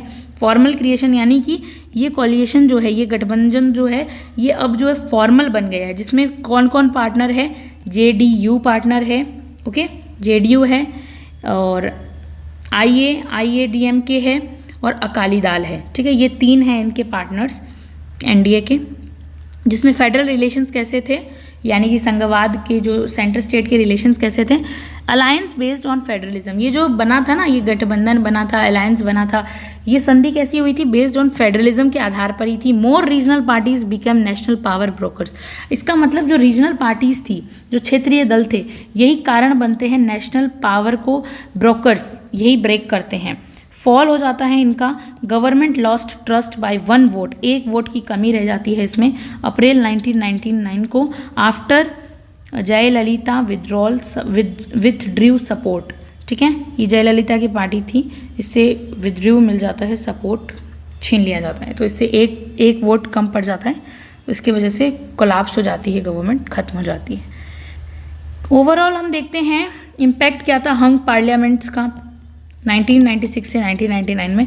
Federal strengthening, regional parties got crucial national influence, इनका बहुत इन्फ्लुएंस देखने को मिला रीजनल पार्टीज़ का, क्षेत्रीय दलों का नेशन के ऊपर। कोलाइशन कल्चर क्या होता है, गठबंधन का कल्चर कैसा है, became permanent in Indian politics. इस समय अब क्या है, जो ये गठबंधन की सरकार है थोड़ी सी परमानेंट होने लगी थी।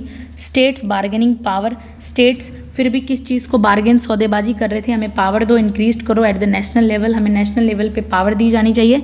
राइज ऑफ प्रैग्मेटिक पॉलिटिक्स, यानी प्रैक्टिकल पॉलिटिक्स जो व्यवहारिक रूप में देखी जाती है वैसी पॉलिटिक्स का राइज हुआ। आइडियोलॉजी लेस इम्पॉर्टेंट है यहाँ पर, alliances became everything. Ideology matter ही नहीं करती है इस समय, क्या मैटर करता है, अलायंस, भाई गठबंधन, फ्रेंड, संधियाँ ज़रूरी है, ठीक है। आइडियोलॉजी को यहाँ पर इंपॉर्टेंस नहीं मिलती है, वरना होता ना हिंदू की पार्टी, मुस्लिम की पार्टी, ऐसा नहीं है कुछ, अलायंसेस बनानी है, वो एवरीथिंग है रहने के लिए। इंडियन पॉलिटिक्स की सिचुएशन देखिए आप कैसी थी। फिर एनडीए गवर्नमेंट आती है 1999 से 2004 तक। प्राइम मिनिस्टर कौन रहते हैं, अटल बिहारी वाजपेयी जी रहते हैं इसमें। पार्टी है BJP lead national democratic alliance के साथ मिलकर बनाते हैं एनडीए, ये है गठबंधन की सरकार। की मिनिस्टर्स में हम देख लेते हैं, एक हैं वाजपेयी जी जो कि प्राइम मिनिस्टर होते हैं, और लाल कृष्ण आडवाणी जी इस टाइम होम मिनिस्टर होते हैं, ओके। अब हम देख सकते हैं हम 2000 के फेज़ में एंटर कर रहे हैं। की अचीवमेंट्स एंड डेवलपमेंट देखते हैं। पोखरण सेकेंड न्यूक्लियर टेस्ट 1998 में हुआ। Major achievement, India conducted its second round of nuclear test. पहला कौन से किसके समय हुआ था, इंदिरा गांधी के समय। दूसरा कब हुआ, अटल बिहारी वाजपेयी जी के समय। आउटकम क्या निकल, रिजल्ट क्या निकल के आए थे इसके, आउटकम थे India declared itself a nuclear power. अब हम जो है अपने आप को न्यूक्लियर पावर कह सकते थे।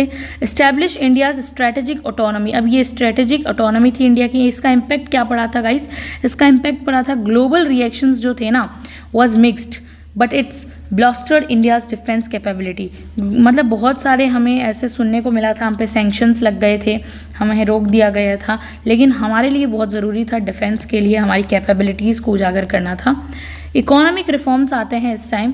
जीडीपी ग्रोथ में India's economy grew at an average of 6 to 8% बढ़ जाती है एनुअली, साल प्रति दर में। Tax reform VAT value added tax system was introduced.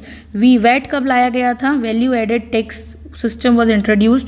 Simplifying indirect taxes, जो इनडायरेक्ट टैक्सेस हैं उनको बहुत सिंप्लीफाई करने के लिए वैट लाया गया था।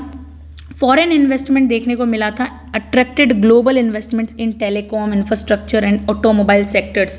इसमें ग्लोबल मार्केट जो थे इंडिया में आके अपना इन्वेस्टमेंट कर रहे थे। इंफ्रास्ट्रक्चर डेवलपमेंट क्या होता है, जो हम कहते हैं बिल्डिंग्स वगैरह, क्या क्या, तो गोल्डन क्वाड्रिलेटरल प्रोजेक्ट इस समय जो है इंफ्रास्ट्रक्चर, जो स्वर्णिम चतुर्भुज है, ओके, वो बना। मेजर हाईवे है, बहुत important construction project, connecting 4 major cities को कनेक्ट करता है, दिल्ली, मुंबई, चेन्नई, कोलकाता, इनको कनेक्ट करता है। इसे कहा जाता है स्वर्णिम चतुर्भुज परियोजना। इम्पैक्ट क्या था इसका, इम्पैक्ट पड़ा था इम्प्रूव नेशनल कनेक्टिविटी। इससे 4 इंपॉर्टेंट राष्ट्र के जो इंपॉर्टेंट पार्ट है वो जुड़ जाते हैं आपस में। कनेक्टिविटी, ट्रांसपोर्टेशन, संचार अच्छा हो जाता है, ओके। फिर हम देखते हैं पावर रिफॉर्म्स क्या आए थे, सुधार क्या आए थे शक्ति में, तो focused on privatizing power distribution को, ये privatizing power distribution to improve efficiency, दक्षता को बढ़ाने के लिए प्राइवेट चीज़ों को पावर डिस्ट्रीब्यूट किया गया, ओके, प्राइवेट सेक्टर्स को। बूस्टेड एनर्जी इंफ्रास्ट्रक्चर, जिससे एनर्जी इंफ्रास्ट्रक्चर्स में भी बूस्ट किया गया स्टेट्स के अंदर एनर्जी, जिसमें वाटर एनर्जी देख लीजिए आप, विंड एनर्जी, बायोमास, ये सब एनर्जीज में भी, कोल एंड इनमें भी इंफ्रास्ट्रक्चर को बूस्ट किया गया। फॉरेन पॉलिसी देखते हैं इस टाइम हमारी फॉरेन पॉलिसी कैसी थी।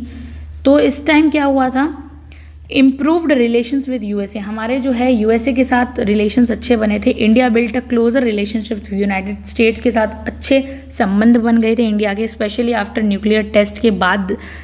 Cooperation in defence and trade, अब हमें सहयोग मिलने लगा था मिलिट्री और ट्रेड व्यापार में।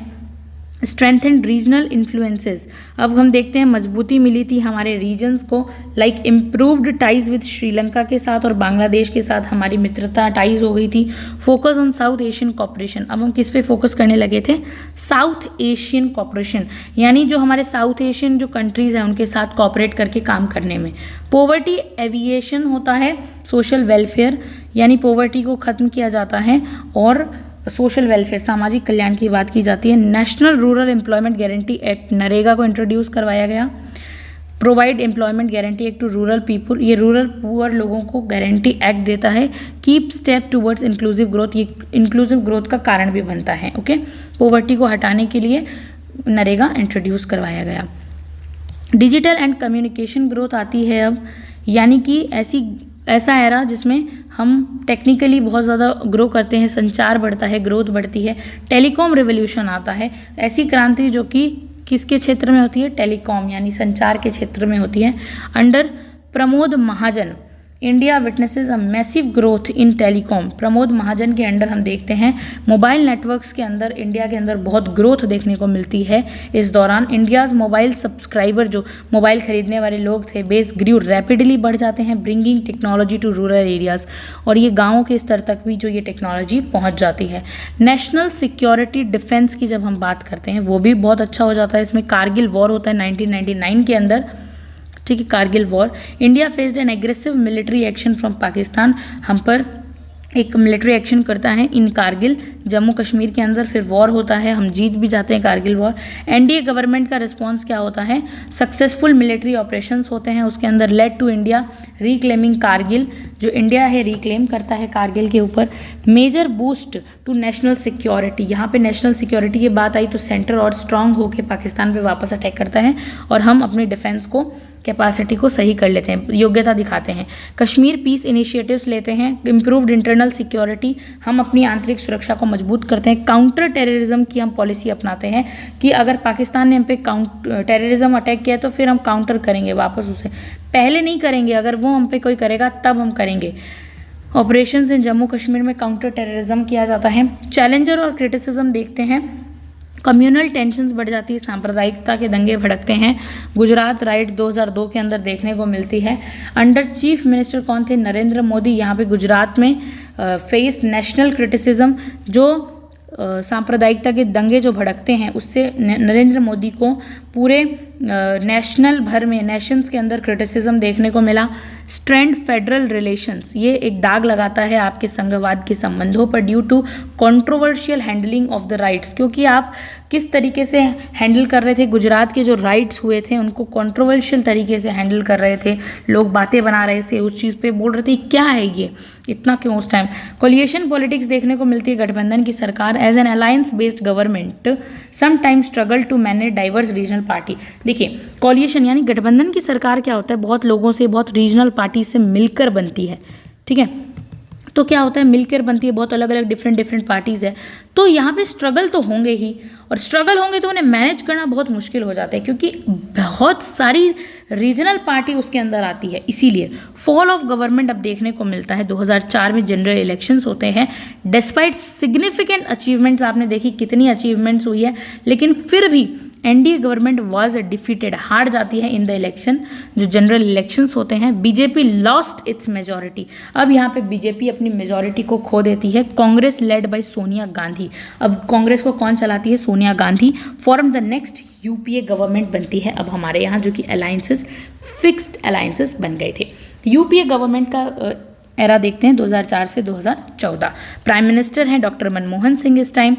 पार्टी है इंडियन नेशनल कांग्रेस और इसे कौन चला रहा है? यूनाइटेड प्रोग्रेसिव अलायंस यूपीए चलाता है। सपोर्ट करती है ये सेवरल रीजनल पार्टीज, इसमें सपोर्ट करती हैं DMK, NCP, Trinamool Congress, TMC जो बंगाल के। ठीक है, की मिनिस्टर्स देख लेते हैं। Doctor Manmohan Singh prime minister बनते हैं इस एरा में, और चिदम्बरम फाइनेंस मिनिस्टर होते हैं, P Chidambaram finance minister, AK Antony defence minister होते हैं। तो ये 3 इंपॉर्टेंट मिनिस्टर्स हैं।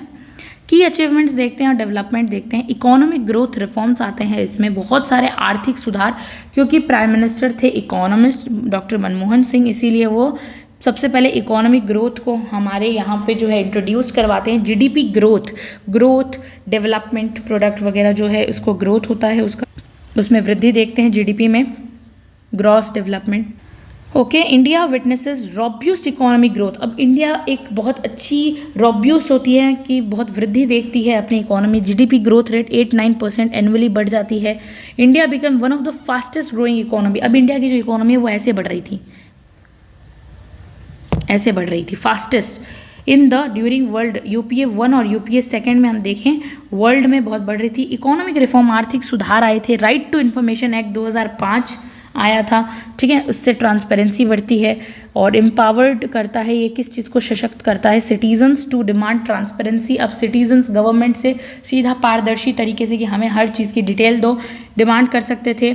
ठीक है, service tax was extended, service tax को और बढ़ाया जाता है। And GST was being worked upon for implementation. Final implementation 2017 में आता है, लेकिन जीएसटी वहीं से शुरू हो गया था मतलब इस्तेमाल करना। सोशल एंड वेलफेयर प्रोग्राम, समाज कल्याण से रिलेटेड प्रोग्राम्स देखते हैं।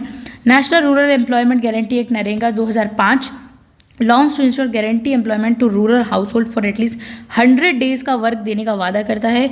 इम्पैक्ट क्या होता है इसका? एड्रेस पोवर्टी, ये गरीबी को मिटाने के लिए, प्रोवाइडेड फॉर सोशल सिक्योरिटी, सामाजिक सुरक्षा देने के लिए लोगों को, मिलियंस ऑफ रूरल फैमिली से, गांव से आने वाले ऐसे मिलियंस लाखों परिवारों को 100 दिन का रोजगार देता है। ये इसका इम्पैक्ट होता है। नेशनल फूड सिक्योरिटी एक्ट 2013 जब आता है तो ये किस चीज़ को गारंटी करता है? चीप फूड ग्रेन्स और टू 2/3 ऑफ इंडियाज पॉपुलेशन की बात करता है। ओके, यानी कि इंडिया के जो गांव के लोग हैं उन्हें चीप यानी सस्ता खाना देना, यानी ताकि वो अफोर्ड कर सके 2/3 of the India's population, 2/3 India के लोगों को सस्ता खाना प्रोवाइड करवाना। ठीक है, key steps in fighting hunger and malnutrition, जो आप कह सकते हैं न्यूट्रिशन की कमी होती है और जो हंगर, भूखमरी, इन सब से ऊपर उठा, हमने फाइट की, लड़ाई की इन सब के खिलाफ। राइट टू एजुकेशन RTE आता है 2009 के अंदर। इसमें क्या होता है? फ्री एंड कंपलसरी एजुकेशन को फंडामेंटल राइट बना दिया जाता है फॉर चिल्ड्रन एज 6 से 14। ड्यूटी है वैसे, ठीक है, fundamental right. Foreign policy achievements देखते हैं गाइस, क्या क्या हमारी फॉरेन पॉलिसी कैसी थी इस समय, इस गवर्नमेंट के टाइम। तो यूएस सिविल न्यूक्लियर एग्रीमेंट होता है 2008 यूएस के साथ। India signed a historical nuclear deal पर साइन करता है with United States ending nuclear isolation. और ये क्या होता है? हम साइन करते हैं न्यूक्लियर डील पर। Gained access civilian nuclear technology हमें मिलती है कि आप घर में न्यूक्लियर का यूज़ कर सकते हैं वाइल मेंटेनिंग स्ट्रैटेजिक ऑटोनॉमी बनाए रखें। लुक ईस्ट पॉलिसी को अपनाते हैं, पूर्व की ओर देखो नीति। ये किस चीज़ को स्ट्रेंथन करता है? इंडिया के रिलेशनशिप जो हमारे दक्षिण एशियाई, साउथ ईस्ट एशियाई देश हैं उनके साथ, एशियन कंट्रीज़ के साथ मजबूत होते हैं हमारे रिलेशंस। इम्प्रूव्ड रिलेशंस विद नेबरर्स, और हम अपने पड़ोसी राज्यों के साथ अपने रिलेशंस को इम्प्रूव्ड कर लेते हैं, मजबूत कर लेते हैं। तो ये हमारे कुछ मेजर अचीवमेंट्स होते हैं। और नेगोशिएटेड, इसमें हम स्ट्रेंथन करते हैं, टाइज बनाते हैं, ग्रुप बनाते हैं बांग्लादेश और श्रीलंका के साथ। फिर हम पाकिस्तान से भी बहुत बातचीत करने की कोशिश करते हैं इस समय। Through progress was slow and marked terrorist incidents, लेकिन हमारी जो प्रोग्रेस थी वो स्लो थी क्योंकि पाकिस्तान कंटिन्यूसली टेररिज्म पे ही अटका हुआ था और आज भी अटका हुआ है। इंफ्रास्ट्रक्चर एंड डेवलपमेंट देखते हैं क्या हुआ था उस टाइम, हमारा क्या इंफ्रास्ट्रक्चर, क्या विकास। नेशनल हाईवेज बने थे, डेवलपमेंट प्रोजेक्ट NHDP बनी थी। Expanded and improved India's highway infrastructure, उस समय इंडिया के जो हाईवेज हैं वो और बनते हैं। Paved the way for better connectivity, ताकि हमें अच्छी कनेक्टिविटी मिले।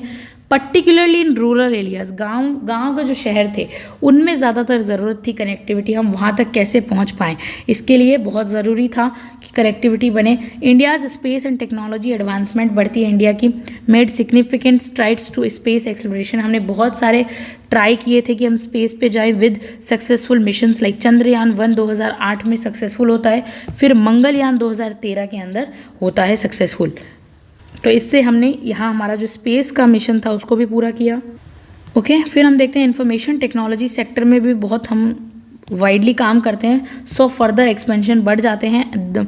With India emerging as a global hub for outsourcing, India जो है अब एक ग्लोबल हब बन चुका था, बाहर से आने वाले लोग इंफॉर्मेशन टेक्नोलॉजी के सेक्टर में इंडिया में बहुत काम करने लगे थे। उस चैलेंजेस और क्रिटिसिज्म में मिलता है क्योंकि करप्शन स्कैंडल्स पकड़े गए थे, करप्शन और 2G स्पेक्ट्रम स्कैम आया था 2008 के अंदर, जिसमें the allocation of 2G telecom spectrum cost massive scandal देखने को मिला।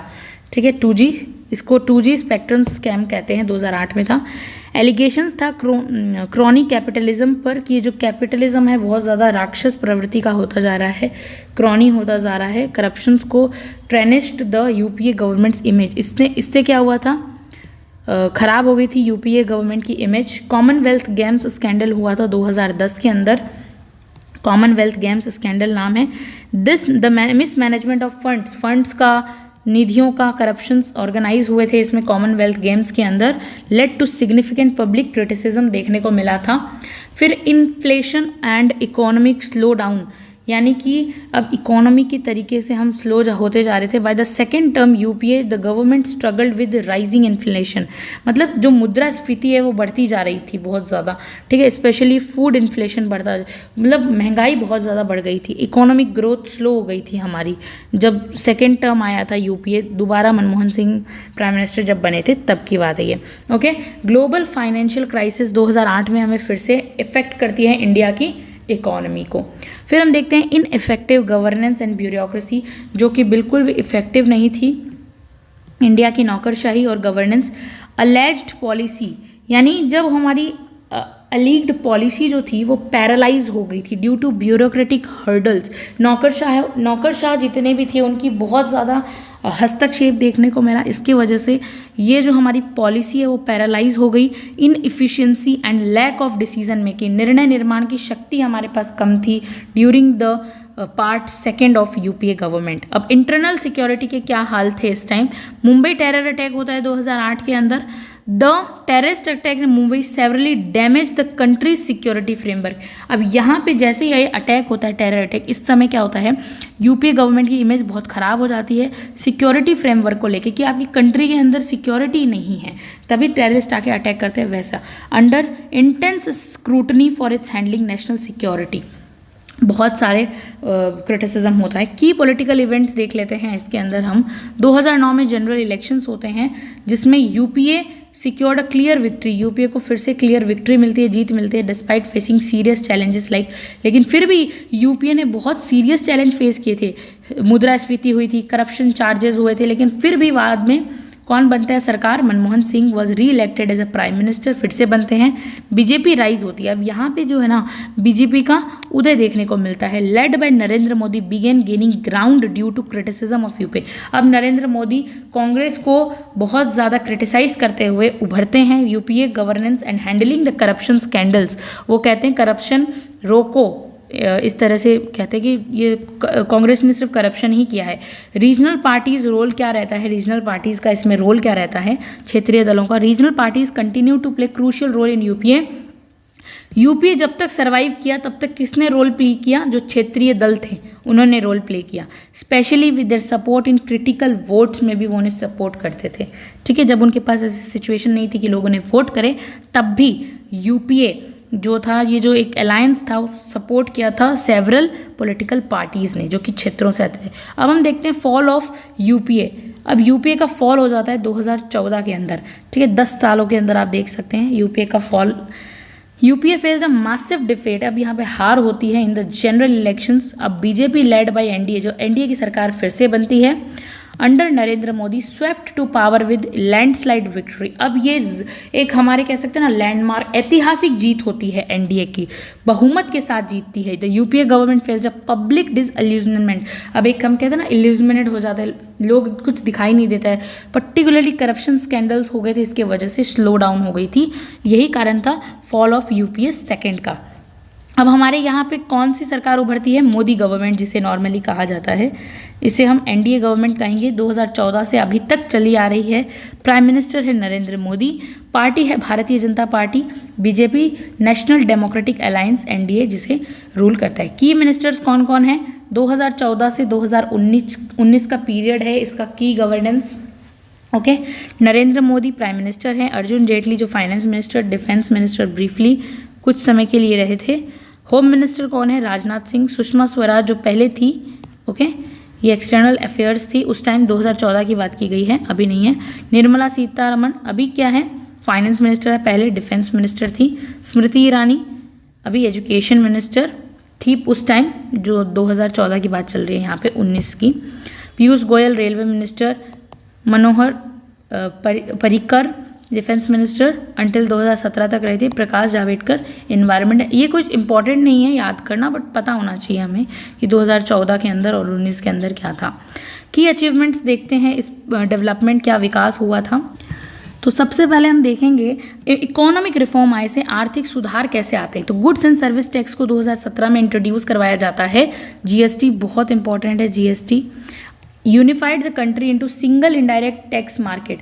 अब ये कंट्री को एकत्रित करता है, यूनिफाइड करता है, मतलब हम कहते हैं ना एकीकरण करता है कंट्री का, कि अब एक ही सिंगल इनडायरेक्ट टैक्स देने हैं। सिंप्लीफाइड टैक्सेशन सिस्टम, ज़्यादा झोल नहीं होना चाहिए टैक्स में, एक सिंपल कर दो सारे टैक्सेस को अक्रॉस स्टेट, सभी स्टेट्स के सामने। ये किस चीज़ को इम्प्रूव करता है? एज ऑफ डूइंग बिजनेस, ताकि बिजनेस में इजीली हो जाए। डिमोनेटाइजेशन देखने को मिलता है 2016 के अंदर। हाँ, मतलब नोटबंदी जो होती है, 500 रुपये और 1000 रुपये के जो नोट्स होते हैं उनको डिमोनेटाइज किया जाता है, नोटबंदी हो जाती है। कर्ब, ब्लैक मनी को रोकने के लिए। प्रमोट डिजिटल इकोनॉमी, और ये किस चीज़ को इम्पॉर्टेंटली क्या करता है? डिजिटल इकोनॉमी आ जाए, इससे फिर डिजिटलाइजेशन देखने को मिली। ह्यूज नेशनल वाइड इम्पैक्ट, पूरे राष्ट्र पर इसका बहुत प्रभाव पड़ा। वो 8 बजे 12 बजकर, वो हमें सभी को याद होना चाहिए। वो इम्पैक्ट कंट्रोवर्शियल था बहुत ही ज़्यादा, बट हिस्टोरिक स्टेप था, ज़रूरी था ऐतिहासिक स्टेप लेना। Insolvency and bankruptcy code IBC 2016 आता है। Created a clear legal process for resolving company bankruptcy. जो कंपनी जो है बैंक्रप्ट हो जाती है, दिवालिया निकल जाता है इनका, इस चीज़ को सॉल्व करने के लिए 2016 में आया था IBC, insolvency of bankruptcy code आया था। ठीक है। सोशल वेलफेयर प्रोग्राम्स में हम देखते हैं एनडीए गवर्नमेंट क्या रोल प्ले करती है। ओके, स्वच्छ भारत अभियान आता है 2014 के अंदर, बहुत इंपॉर्टेंटली 2 अक्टूबर को लॉन्च होता है। मैसिव नेशनल कैंपिंग था, राष्ट्र भर में चलाया गया था, क्योंकि ये सामाजिक कल्याण प्रोग्राम था। क्लीननेस, स्वच्छता होनी चाहिए, सैनिटाइजेशन होना चाहिए अच्छा, ठीक है। बट मिलियंस ऑफ टॉयलेट्स जो होते हैं बिल्ट हुए थे, बनाए गए थे, millions of toilets specially in rural areas जहाँ पे टॉयलेट्स नहीं थे वहाँ पर। फिर जनधन योजना आती है 2014 के अंदर, फाइनेंशियल इंक्लूजन देखने को मिलता है। Drive open, million of bank accounts खोले गए थे फॉर पुअर पीपल्स के लिए, जनधन योजना है।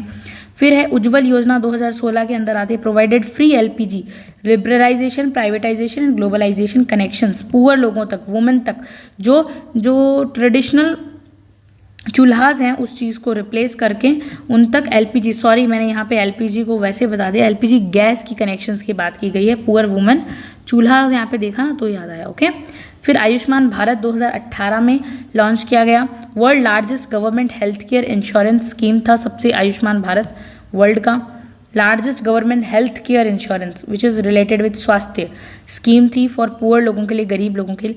अब हम यहाँ पे इंफ्रास्ट्रक्चर डेवलपमेंट देखते हैं, क्या क्या रोड्स वगैरह क्या बनी है क्या। भारत माला परियोजना, इसी के तहत एक्सेलरेट नेशनल हाईवे डेवलपमेंट, ताकि और गति प्रदान कर दी जाए। नेशनल डेवलपमेंट जो हाईवे हैं उनको और ज़्यादा अच्छे से बनाया जाए। Sagarmala project, Bharatmala project, Sagarmala project. Focused on port modernisation, Sagarmala के तहत जो सागर होते हैं, जो पोर्ट होते हैं, बंदरगाह होते हैं, उनके जो प्रोजेक्ट्स हैं और उनको अच्छे से रीबिल्ड किया जाए। कोस्टल डेवलपमेंट, यानी तटों को, जो भारत के तट होते हैं उनको और सुदृढ़ किया जाए। High speed rail bullet train project चलाए गए हैं हमारे यहाँ, okay. Bullet train project, high speed rail आनी चाहिए, जिससे क्या होगा, first bullet train project Mumbai Ahmedabad corridor was initiated किया गया, Mumbai Ahmedabad corridor. Foreign policy देखने को मिलती है बहुत, हमारी फॉरेन पॉलिसी एकदम कहते हैं ना हाई लेवल पर चली जाती है। नेबरहुड फर्स्ट पॉलिसी की, हाँ पड़ोसी राज्य पहले है। स्ट्रेंथन रिलेशन विद सार्क के राज्यों के, जितने भी साउथ ईस्ट एशियन कंट्रीज़ के साथ हमने अपनी अच्छे नेबर्स, नेपाल, भूटान, बांग्लादेश के साथ। फिर एक्ट ईस्ट पॉलिसी की, अब हम जो है एक्ट करेंगे ईस्ट के तरफ। एक्ट ईस्ट पॉलिसी को अपनाया हमने। रिमैप्ड रिलेशंस, वापस से हमने रिलेशंस स्ट्रॉन्ग किए एशियन कंट्रीज़ के साथ। स्ट्रेटेजिक पार्टनरशिप होनी चाहिए। Enhance defence trades with USA, Japan. अब हम बड़े बड़े देशों के साथ ना अपनी डिफेंस, मिलिट्री ट्रेड्स वगैरह के टाइज बनाने लगे थे, यूपीए, जापान, फ्रांस, इजराइल के साथ। इंटरनेशनल रिकग्नाइजेशन देखने को मिलता है। अब हमें क्या है, भारत को जो ना वैश्विक स्तर पर पहचान मिल गई थी। Modi emerge as a global leader, अब मोदी एक ग्लोबल लीडर के तौर पे उभरे। Addressed massive Indian diaspora events abroad, जैसे मेडिसन स्क्वायर गार्डन, यूएसए वगैरह। इंडिया मतलब इंडिया को बहुत अच्छी पहचान मिली है, ठीक है। डिफेंस एंड सिक्योरिटी की बात करें अगर हम, तो सर्जिकल स्ट्राइक हुई थी। पुलवामा अटैक वगैरह तो बाद में हुआ था, लेकिन पहले surgical strike post Uri attack, जो उरी अटैक पे हुई थी। India carried out cross border surgical strikes against terrorist launch pads in Pakistan occupied. PoK में उन्होंने हम पर टेरर अटैक किया था, उसके ऊपर सर्जिकल स्ट्राइक देखने को मिली। बालाकोट एयर स्ट्राइक 2019 में in response to Pulwama attack हुआ था। Indian air force struck terrorist camps deep inside Pakistan territory. तो बालाकोट एयर स्ट्राइक कौन कौन सी, surgical air strike, Balakot air strike. Strengthening armed forces, अब हमने हमारे मिलिट्री को बहुत ज़्यादा मजबूत किया। Increase in defence spending, mobilisation, modernisation, आधुनिकरण किया हमारी फोर्सेस का। चैलेंज क्या क्या फेस करने पड़े हैं, इकोनॉमिक स्लो डाउन हुआ है, यानी कि आर्थिक तरीके पे हम स्लो हो गए हैं। पोस्ट डीमोनेटाइजेशन, जब से नोटबंदी हुआ उसके बाद जीएसटी के अंदर स्मॉल बिजनेसेस, जो छोटे छोटे बिजनेस हैं, उन्होंने बहुत ज़्यादा स्ट्रगल किया। जीडीपी ग्रोथ स्लो हो गई 2018 और 19 के समय। अग्रेरियन डिस्ट्रेस आता है which is related with, we can say that कृषि से रिलेटेड डिस्ट्रेस देखने को मिला। फार्मर प्रोटेस्ट देखने को मिला। Emerge due to issues like minimum support price के वजह से जो पॉलिसीज़ लाई गई थी उसमें गैप्स आ गए थी। कम्युनल टेंशन्स हो गई थी। Rise in exclusions of religious intolerance of communal polarisation, सांप्रदायिकतावादी दंगे भड़क जाते हैं। Criticism over policy execution of policies like demonetisation, जो नोटबंदी की पॉलिसीज़ थी उसको जब फेस किया ना, उसने जब वो आई लाइट में तो बहुत स्ट्रॉन्ग क्रिटिसिज्म मिला लोगों के द्वारा, हर्ट किया लोगों को, इनफॉर्मल सेक्टर्स को। अब 2019 की इलेक्शंस की बात करते हैं। इसमें क्या हुआ था, मैसिव विक्ट्री हुई थी। फिर से नरेंद्र मोदी 303 सीट्स के साथ जीत कर आए थे लोकसभा में, ठीक है, massive victory. Second term began with even greater political strength. की इनिशिएटिव 2019 में देखते हैं क्या क्या थे। एब्रोगेशन ऑफ आर्टिकल 370, धारा 370 को हटाया गया। स्पेशल स्टेटस जो था पहले जम्मू कश्मीर का 2019 में ख़त्म किया गया। सिटीजनशिप अमेंडमेंट एक्ट CAA 2019 में आया। Making in India, digital India इस टाइम हमसे जो है इंट्रोड्यूस करवाया गया। सेल्फ रिलियंट इंडिया, आत्मनिर्भर भारत बनेगा, बहुत इंपॉर्टेंट है ये। कैंपेन्स टू बूस्ट इकोनॉमी, हमारी इकोनॉमी को बूस्ट किया, मैन्युफैक्चरिंग किया। हैंडलिंग ऑफ कोविड-19, हमने कैसे इतनी बड़ी बीमारी, इतनी बड़ी महामारी को फेस किया। पैंडेमिक हुआ and the roll out of the world's largest vaccination drive India ने बनाई और वर्ल्ड को दी। कंक्लूड करते हैं इस पूरे क्वेश्चन को कि वास्तव में इंडिया के अंदर फेडरलिज्म प्रैक्टिस में कैसे होता है। हमने सारे गवर्नमेंट का अध्ययन किया अभी। The practice of federalism in India has evolved through phases of centralisation, competition and cooperation की भावना से हुआ। नेगोशिएशन, बातचीत के तरीके पे। Form a dominant central in the early years of the rise of regional powers and coalition governments. India federalism has adapted to political shift देखने को मिली। डिमांड थी इकोनॉमिक नीड। टुडे, आज की जब हम बात करते हैं ना, एक डायनेमिक बैलेंस रिक्रिएट करता है, नॉट फिक्स्ड, कॉन्स्टिट्यूशनल अलोन नहीं है। मतलब ये बहुत ही अच्छी तरीके से हमने देखा फेडरलिज्म आज भी देखने को मिलता है। यूनिटी, डाइवर्सिटी है इतनी ज़्यादा, फिर भी इंडिया एक यूनियन कंट्री है। Thank you so much for watching this video.